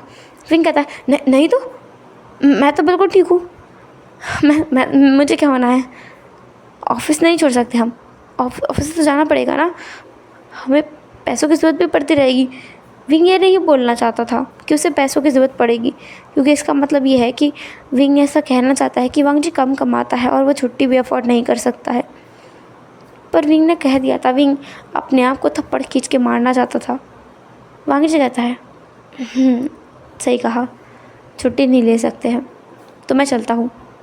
वांग जी वहाँ से निकल चुका था, पर जाते हुए उसने विंग के फोrehead पे किस किया, उसे आई लव यू कहा। विंग ने भी उसे आई लव यू टू कहा था। वांग जी के जाने के बाद विंग जो बस बाहर दरवाजे पे खड़ा हो गया था, कोई भी आएगा ना तो पक्का उसे वही मना कर देगा कि उसके लिए फ़्लावर्स भेजने की ज़रूरत नहीं है। विंग देखता है कि एक डिलीवरी बॉय आया है, वो उसके लिए फ़्लावर्स रखता है वहाँ पे। विंग कहता है, देखो कल से फ़्लावर्स रखने की ज़रूरत नहीं है। वो डिलीवरी बॉय कहता है, सर मुझसे तो ये किसी ने रखने के लिए कहा है, जिन्होंने इनका ऑर्डर दिया था। विंग कहता है, हाँ तो कल से रखने की ज़रूरत नहीं है। हाँ सर, अगर वो हमें कल ऑर्डर नहीं देंगे तो हम नहीं रखेंगे। वो ऑर्डर दें चाहे ना दें, तुम्हें यहाँ से कल से फ़्लावर्स रखने की ज़रूरत नहीं है। और बोल देना उस इंसान से, अगर उसने मुझे फिर से फ़्लावर्स भेजे तो मैं पुलिस कंप्लेन कर सकता हूँ, एक ओमेगा को हैरेस करने के लिए। वो डिलीवरी बॉय कहता है, ओके सर, समझ गया, मैं इन्फॉर्म कर दूँगा इस चीज़ के लिए। विंग एक रिलीफ की सांस लेता है कि चलो फाइनली उसने प्रॉब्लम सॉल्व कर दी है। तो विंग अब उस फ्लावर्स को उठाता है और उन्हें सीधे बाहर ही डस्टबिन में डालाता है। पर पता नहीं क्यों उसे क्यूरियोसिटी होती है कि ये लास्ट लेटर है उसके एडमायरर की तरफ से, झूठा ही सही, क्योंकि वो एडमायरर रियलिटी में थोड़ी है विंग का, वो तो बस बन गया ना उसके लेटर को पढ़ने के बाद, प्रिटेंड कर रहा है विंग के एडमायरर होने का। तो विंग को बहुत ज़्यादा क्यूरियोसिटी होती है कि दूसरे लेटर में क्या होगा। विंग उस लेटर को उठाता है। उस लेटर में उस स्ट्रेंजर का नंबर था, फ़ोन नंबर। विंग कहता है, हे भगवान, ये इंसान क्या पागल है, मैंने कांटेक्ट के लिए मना किया था अपने लेटर में, फिर भी इसने मुझे अपना फ़ोन नंबर भेज दिया। मैं बिल्कुल नहीं कराऊंगा। विंग उस लेटर को टुकड़ों टुकड़ों में तोड़ करके उस डस्टबिन में डाल देता है। एंड देन वो वापस आ जाता है अपने कमरे में। एंड अब वो बहुत शांत था। जब शाम को वांग जी वापस आता है तो विंग खुशी खुशी वांग जी के पास जाकर कहता है, लंजा, मैं कैसा लग रहा हूँ। विंग ने आज अपने वेडिंग रोब्स को पहना हुआ था। वांग जी कहता है, विंग ये तो, विंग कहता है, वेडिंग रोब्स हैं, आज हम लोग बाहर खाना खाने के लिए जाएंगे, लंजा हम चलें ना। वांग जी कहता है, चल सकते हैं, वेडिंग रोब्स पहन के जाएंगे। विंग कहता है, हाँ, हमारे पास, मेरा मतलब ये कपल आउटफिट है, बहुत अच्छा लगता है, मैंने बहुत लोगों को पहने हुए देखा है, तो ये सुंदर लगेगा। विंग कहना चाहता था कि हमारे पास कपल आउटफिट नहीं है और वो कई बार अपने वाइट एंड ब्लैक वाले अटायर में जा चुके हैं। तो अब वेडिंग रूप्स ही बचते हैं उनके पास कपल्स के अटायर के लिए। और विंग ने अपने वेडिंग के बाद कभी वेडिंग रूप्स को पहना भी नहीं है और ना वांगजी ने पहना है। वो न्यू भी हैं और काफ़ी एक्सपेंसिव भी हैं, तो उन्हें वही पहनना चाहिए। वांगजी शावर लेता है और वेडिंग रूप्स पहन करके वो भी रेडी हो चुका था विंग के साथ बाहर जाने के लिए। वो लोग वहाँ से निकल जाते हैं वेडिंग रूप्स पहन करके अपना फूड एंजॉय करने के लिए। सो वांगजी के हिसाब से तो उसने गुस्से में ही मारा है, क्योंकि उसे गुस्सा तो इसी बात का था। विंग बस एक गहरी सांस छोड़कर कहता है, ठीक है, समझ गया मैं। अच्छा मुझे एक बात बताओ, तुम्हें क्या लगेगा अगर मैं इसकी जगह होता, तो मेरी जगह तुम होते और मैं एक ओमेगा होकर गैंगस्टर होता, तो तुम क्या करते? वांगजी कहता है, मैं तुमसे प्यार करता हूँ विंग, तुम जो कुछ भी हो मुझे हर एक सूरत में एक्सेप्ट होते, क्योंकि मैं सिर्फ तुमसे प्यार करता हूँ, मुझे बाकी लोगों से प्यार नहीं है। अगर तुम कहोगे तुम्हें रैबिट्स पसंद है, तुम्हें टाइगर पसंद है, तो मैं उन्हें नहीं मारूंगा। लेकिन अगर तुमने कहा कि तुम्हें वो नहीं पसंद है, तो तुम्हें पसंद ना होने की वजह से मैं उन्हें मार सकता हूँ। डिपेंड करता है तुम्हारी चॉइसेस के ऊपर। तुमने कहोगे तुम्हें सिंपल ज़िंदगी पसंद है, तो हम वैसे रहेंगे। तुम्हें अमीर होना है, मैं अमीर हो जाऊँगा। तुम्हें गरीब रहना है, मैं अमीर हो जाऊँगा, गरीब हो जाऊँगा। अगर तुम्हें अकेले रहना है, हम किसी आइलैंड पे जाके रह सकते हैं। तुम्हें इंसानों से प्यार है, मैं उन्हें मारना छोड़ दूँगा। और तुम्हें किसी से नफ़रत हो तो मैं रिग्रेट नहीं करूँगा उसे मारने में, अब चाहे उसके बाद जो भी कुछ हो जाए। विंग वांगजी को देखता रहता है। विंग को ना ये चीज़ हमेशा से थी, उसे था कि उसे एक हीरो मिले जो उससे बहुत ज़्यादा प्यार करे, बहुत बहुत बहुत, सिर्फ उससे ही प्यार करे। और वांगजी ने एक हीरो की तरह एक्ट भी किया है पूरे 1 साल तक। लेकिन उस 1 साल में विंग परेशान हुआ है, बहुत परेशान हुआ है। ऐसा नहीं है उसे अच्छा नहीं लगा उस ज़िंदगी में, वो ज़िंदगी सबसे खूबसूरत पल थे उसके ज़िंदगी के, क्योंकि उस समय वो दोनों इनोसेंट हो गए थे। विंग वांगजी की नज़रों में इनोसेंट था और वांगजी विंग की नज़रों में इनोसेंट था। और विंग ने जब कोशिश की है अपने आप को पिटीफुल दिखाने की, उसकी तो बात ही कुछ और है। पर अब सब कुछ अलग है। ना विंग पहले की तरह हो सकता है और ना लंजा पहले की तरह हो सकता है। विंग कहता है, हाँ ठीक है, मैं तुम्हें माफ़ कर रहा हूँ या नहीं कर रहा हूँ मैं तुम्हें कल बताऊँगा, आज नहीं बताऊँगा। विंग को किसी से बात करनी है, इसके बाद ही वो बताएगा कि वो ऐसा कर सकता है या नहीं। इसके बाद नेक्स्ट डे का सीन देखते हैं। विंग जो सीधे अपने रेगुलर वाले बड़े से होटल में जाता है, वहाँ पर उसके सामने न्यूसन बैठा हुआ था। न्यूसन कहता है, बहुत दिनों के बाद मुझे याद किया है, पिछली बार मेरे घर का दरवाज़ा तोड़ने के बाद तुम खुश हो? विंग कहता है, शट अप, मुझे कुछ बताना है, बहुत इम्पॉर्टेंट है, बहुत बहुत बहुत इम्पॉर्टेंट है। 2 महीने से मैं तुम्हारी राह देख रहा हूँ, तुम कब वापस आओगे या कब अपना फ़ोन पिक करोगे?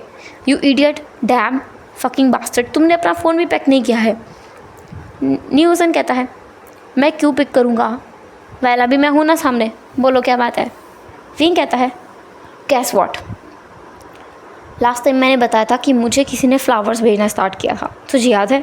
न्यूसन कहता है, याद है, और वो मुझे याद है, वो मेरे हस्बैंड का ब्रदर था। वो मेरे हस्बैंड का ब्रदर था।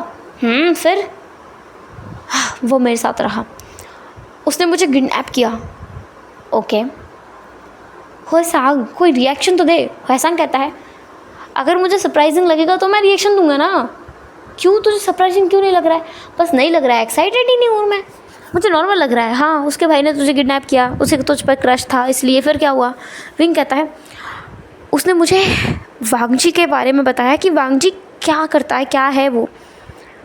यार वांगजी एक गैंगस्टर है, है पता नहीं, पर वो बहुत रिच है और बहुत जल्दी लोगों को मार डालता है, गैंगस्टर है वो।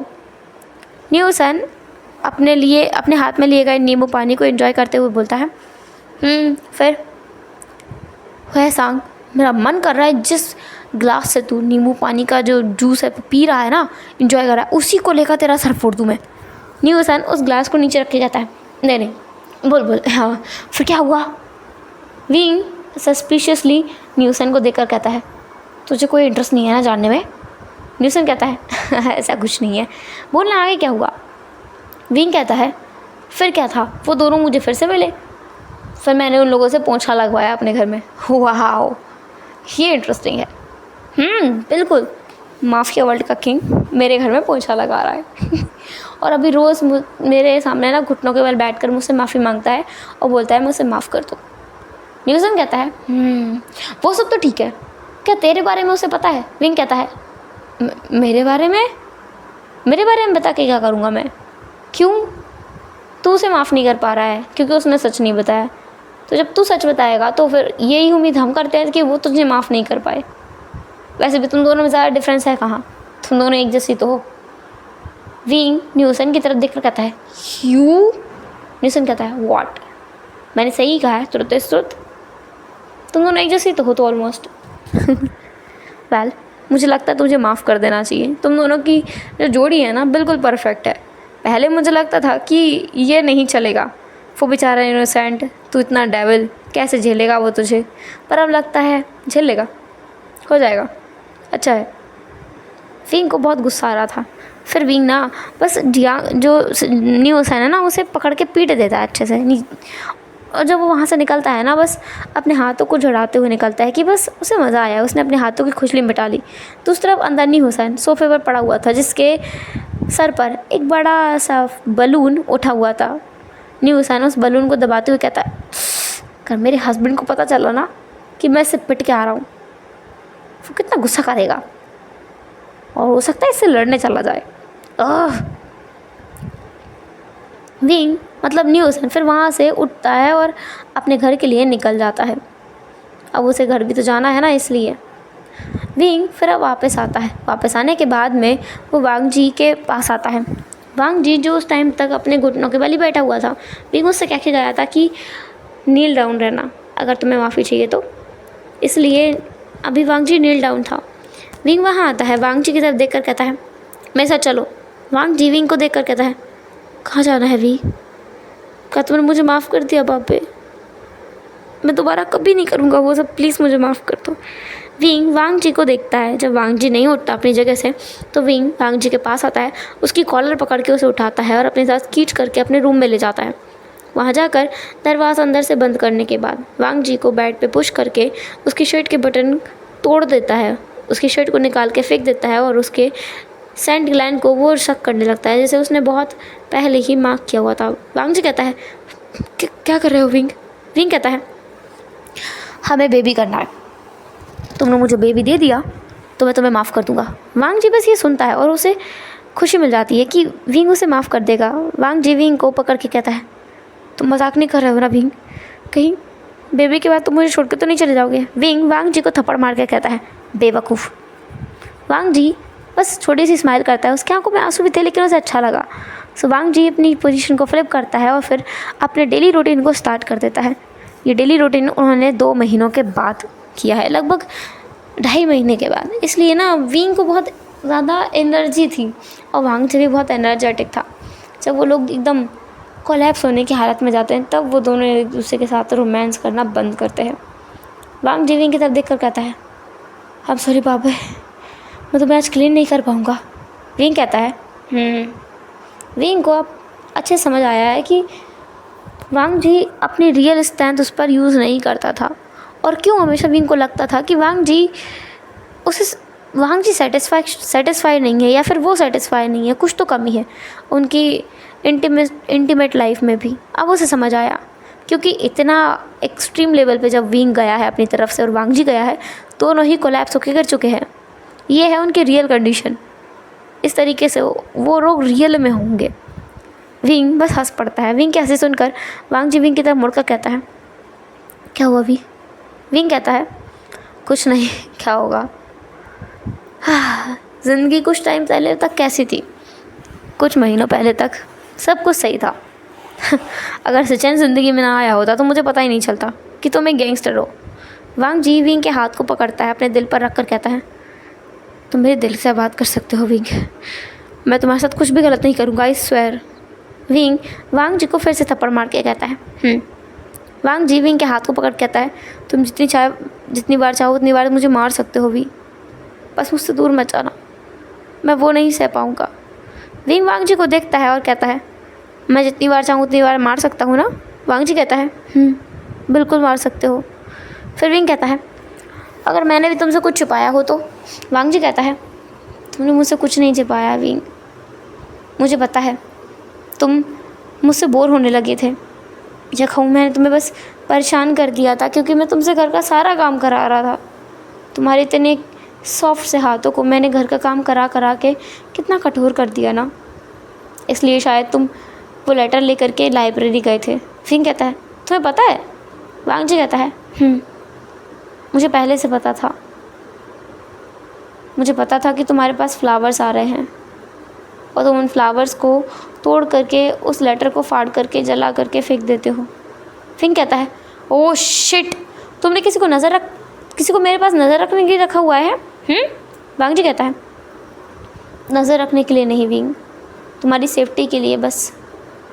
मैं चाहता था कि तुम बस सेफ रहो और कुछ नहीं। और जब मुझे मालूम पड़ा कि तुम्हारे पास फ्लावर्स आ रहे हैं तो मैं उन डिलीवरी बॉयज़ को पकड़ करके धमकाने लगा कि तुम्हारे पास फ्लावर्स लेके ना आए।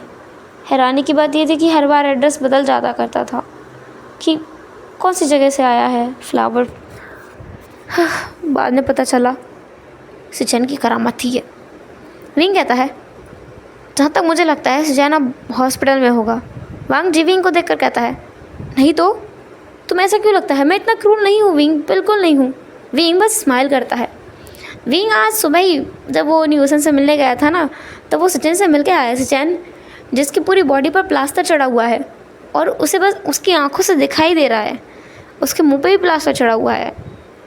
इतनी बुरी हालत है उसकी, जो कि वांग जी ने की होगी, उसे पूरा यकीन है, विंग को पूरा यकीन है। और विंग ने सिचन को देख कर ना हंसा भी था काफ़ी ज़्यादा कि ये इंसान क्या हो गया, इसका हो गया काम, कांड हो गया बस। सिचन की हालत ऐसी थी, मतलब ऐसा नहीं था कि वो बहुत ज़्यादा बुरी हालत में था, ऐसा भी नहीं था, लेकिन हाँ उसके पैर पर पट्टा चढ़ा हुआ था, मतलब उसकी पैर की हड्डी मुड़ चुकी थी, एक हाथ पर चढ़ा हुआ था और उसके सर में उसके गालों पर पट्टियाँ बंधी हुई थी क्योंकि बहुत ज़्यादा मारने पीटने के निशान थे, बाकी यही था। और वो वेंटिलेटर पर लेटा हुआ था और विंग से बोलते हुए कहता है, तुम दोनों कपल एक जैसे हो, क्रूल, बहुत क्रूल। मैं चाहता ही हूँ कि तुम्हारी शक्ल मुझे ज़िंदगी में कभी देखने को मिले। फिंग कहता है, थैंक यू सो मच, मैं भी यही कहने के लिए आया था कि मेरे हो सके तो अपनी ये मनुष्य शक्ल मुझे ज़िंदगी में दोबारा मत दिखाना। जैसे ही विंग वहाँ से जाता है ना, सिचन उठकर बैठ जाता है और कहता है, दोनों एक जैसे हैं, हाँ, डॉग कपल्स। इससे क्या, मैं इसे अपनी शक्ल रोज़ दिखाऊंगा, हर रोज़ दिखाऊंगा, फिर देखता हूँ मैं ये क्या करेगा, कमीना कहीं का। फिर सिचन ये कहता है और बस अपने मुंह को मोड़ लेता है। उस टाइम पे अब वहाँ से सीन शिफ्ट करते हैं, विंग के पास आते हैं वापस से। विंग जो वांग जी से बोल चुका है ना कि उसे बेबी चाहिए, तो वांग जी और विंग लगातार मेहनत करने पे लग चुके हैं बेबी प्लानिंग में। वांग जी सुबह हो या शाम करने नहीं देता विंग को आराम, लगा रहता है उसके साथ अपना करने के लिए धाम काम, जो भी बोल सकते हैं वो सब वो लगा रहता है। और विंग थक चुका है पर वो उसको मज़ा आता है इन सब चीज़ों में, उसे सच में बेबी चाहिए, तो वो लगे हुए हैं प्लानिंग करने में। आज सुबह भी विंग वांग जी को किस करते हुए बोलता है, राजा अगर तुमने मुझे बेबी नहीं दिया ना तो इस समय मैं तुम्हें छोड़ के चला जाऊँगा। वांग जी कहता है, नहीं विंग, मैं तुम्हें जाने नहीं दूँगा और तुम्हें ट्रस्ट करना चाहिए मुझ पर। वैसे भी हम हफ्ते भर से ट्राई कर रहे हैं, हमें एक बार चेक करना चाहिए। विंग कहता है, इसके बाद ही चेक करते हैं। विंग फिर अपना काम फिनिश करता है। वांग जो विंग जब पूरी तरीके से थक गए थे तो वो आराम करते हैं, फूड बाहर से ऑर्डर करते हैं।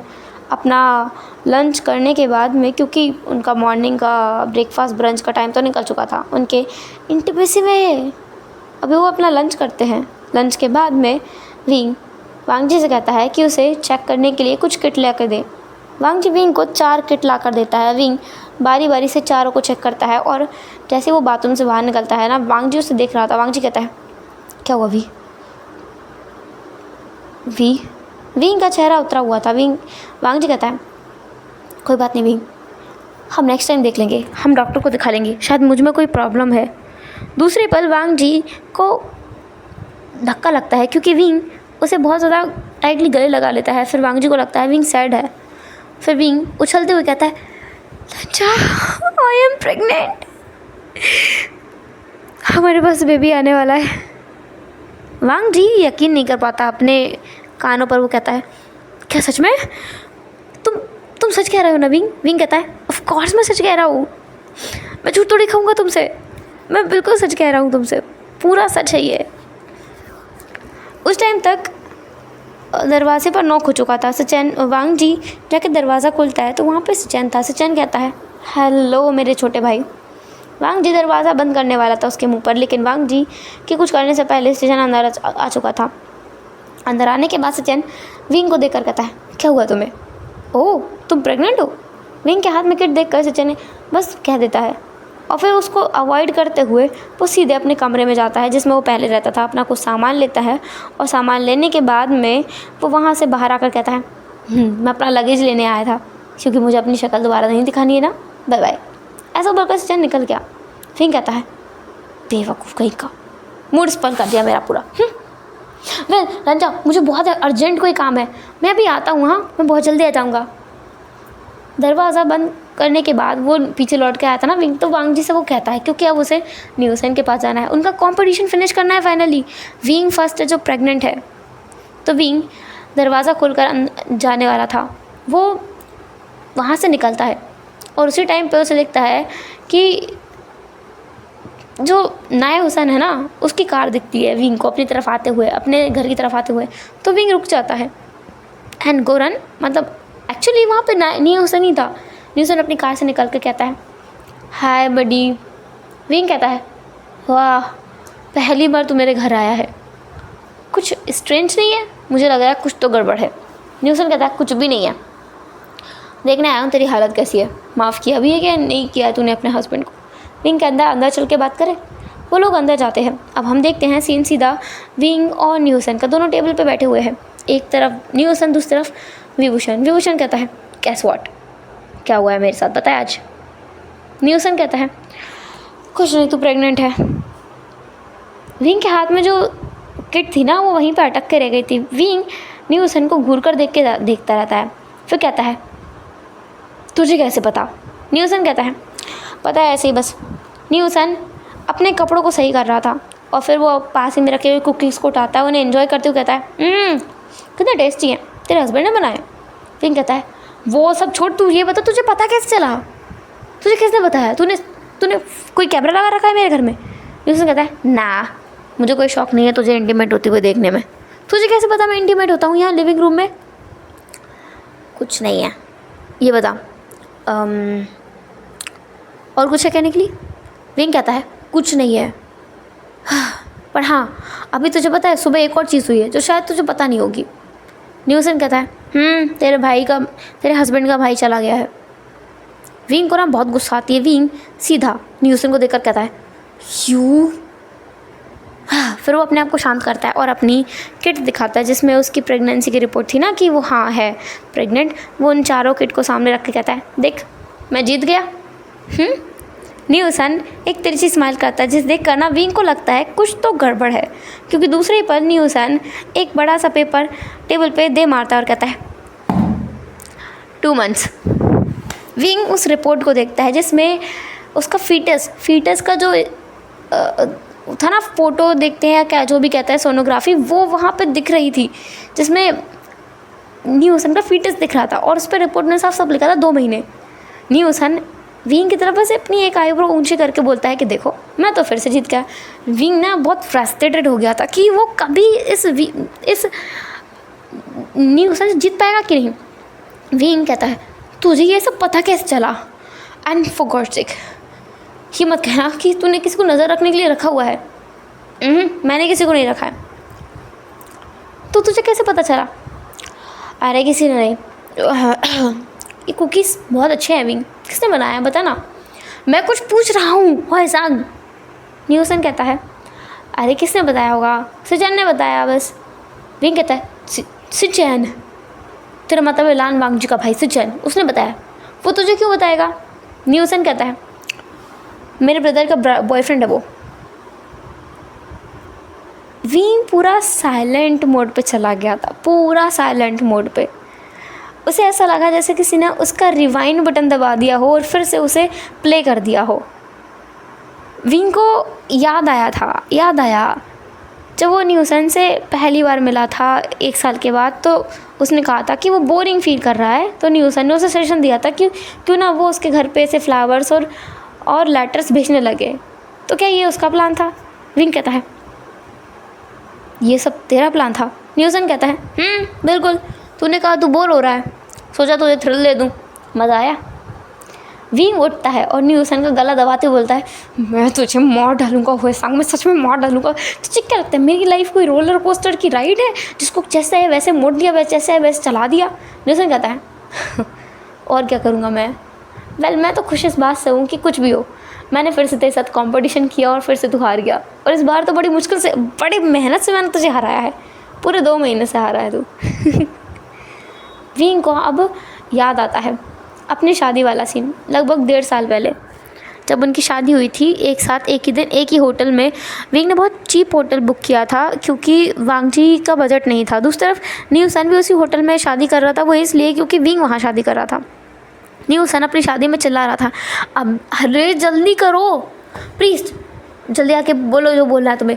क्या करते हैं हेवन अर्थ को वो करना है, हम दोनों को किस करना है, क्या करना है, कसमें लेनी है, मैंने लिखा हुआ है अपना, मैं बोल देता हूँ। न्यूसन बिना किसी का इंतज़ार किए अपना वाला फॉर्मेट बोल देता है, फिर अपने हस्बैंड को बोलता है तुम भी जल्दी बोलो। उसका हस्बैंड बोलता है अभी बोलना है, जल्दी बोलो जल्दी बोलो जल्दी बोलो। वो इंसान जल्दी से बोलता है, उसका हस्बैंड भी सब कुछ जल्दी जल्दी बोल देता है। फिर न्यूसन कहता है प्लीज़ अब क्या करना है, किस करना है।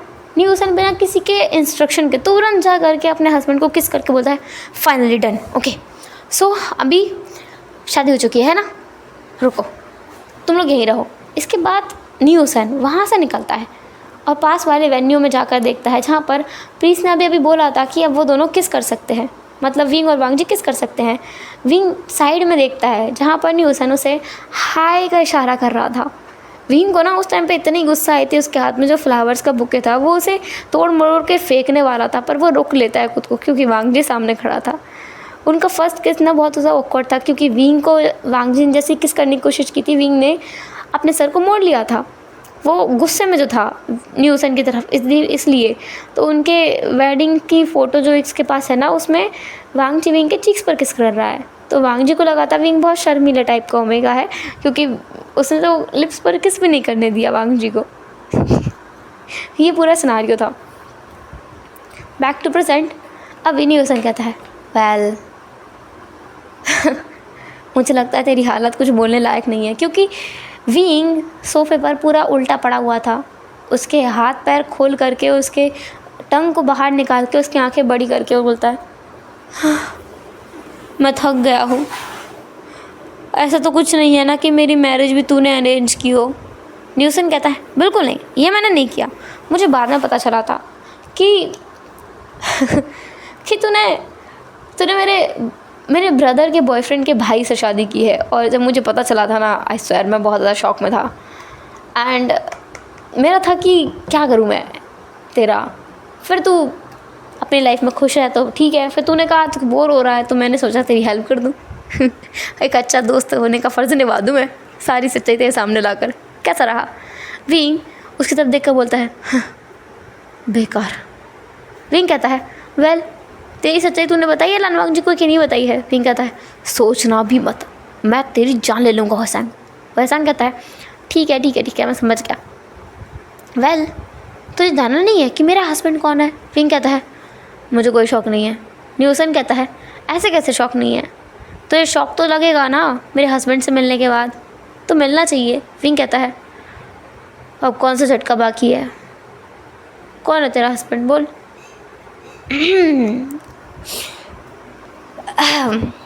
देख कितना अच्छा कोइंसिडेंस है ना, तेरे हस्बैंड का भाई मेरे भाई का बॉयफ्रेंड है और मेरा हस्बैंड तेरा भाई है। विंग अपनी आंखें खोलकर वैसम को देखकर कहता है हाँ।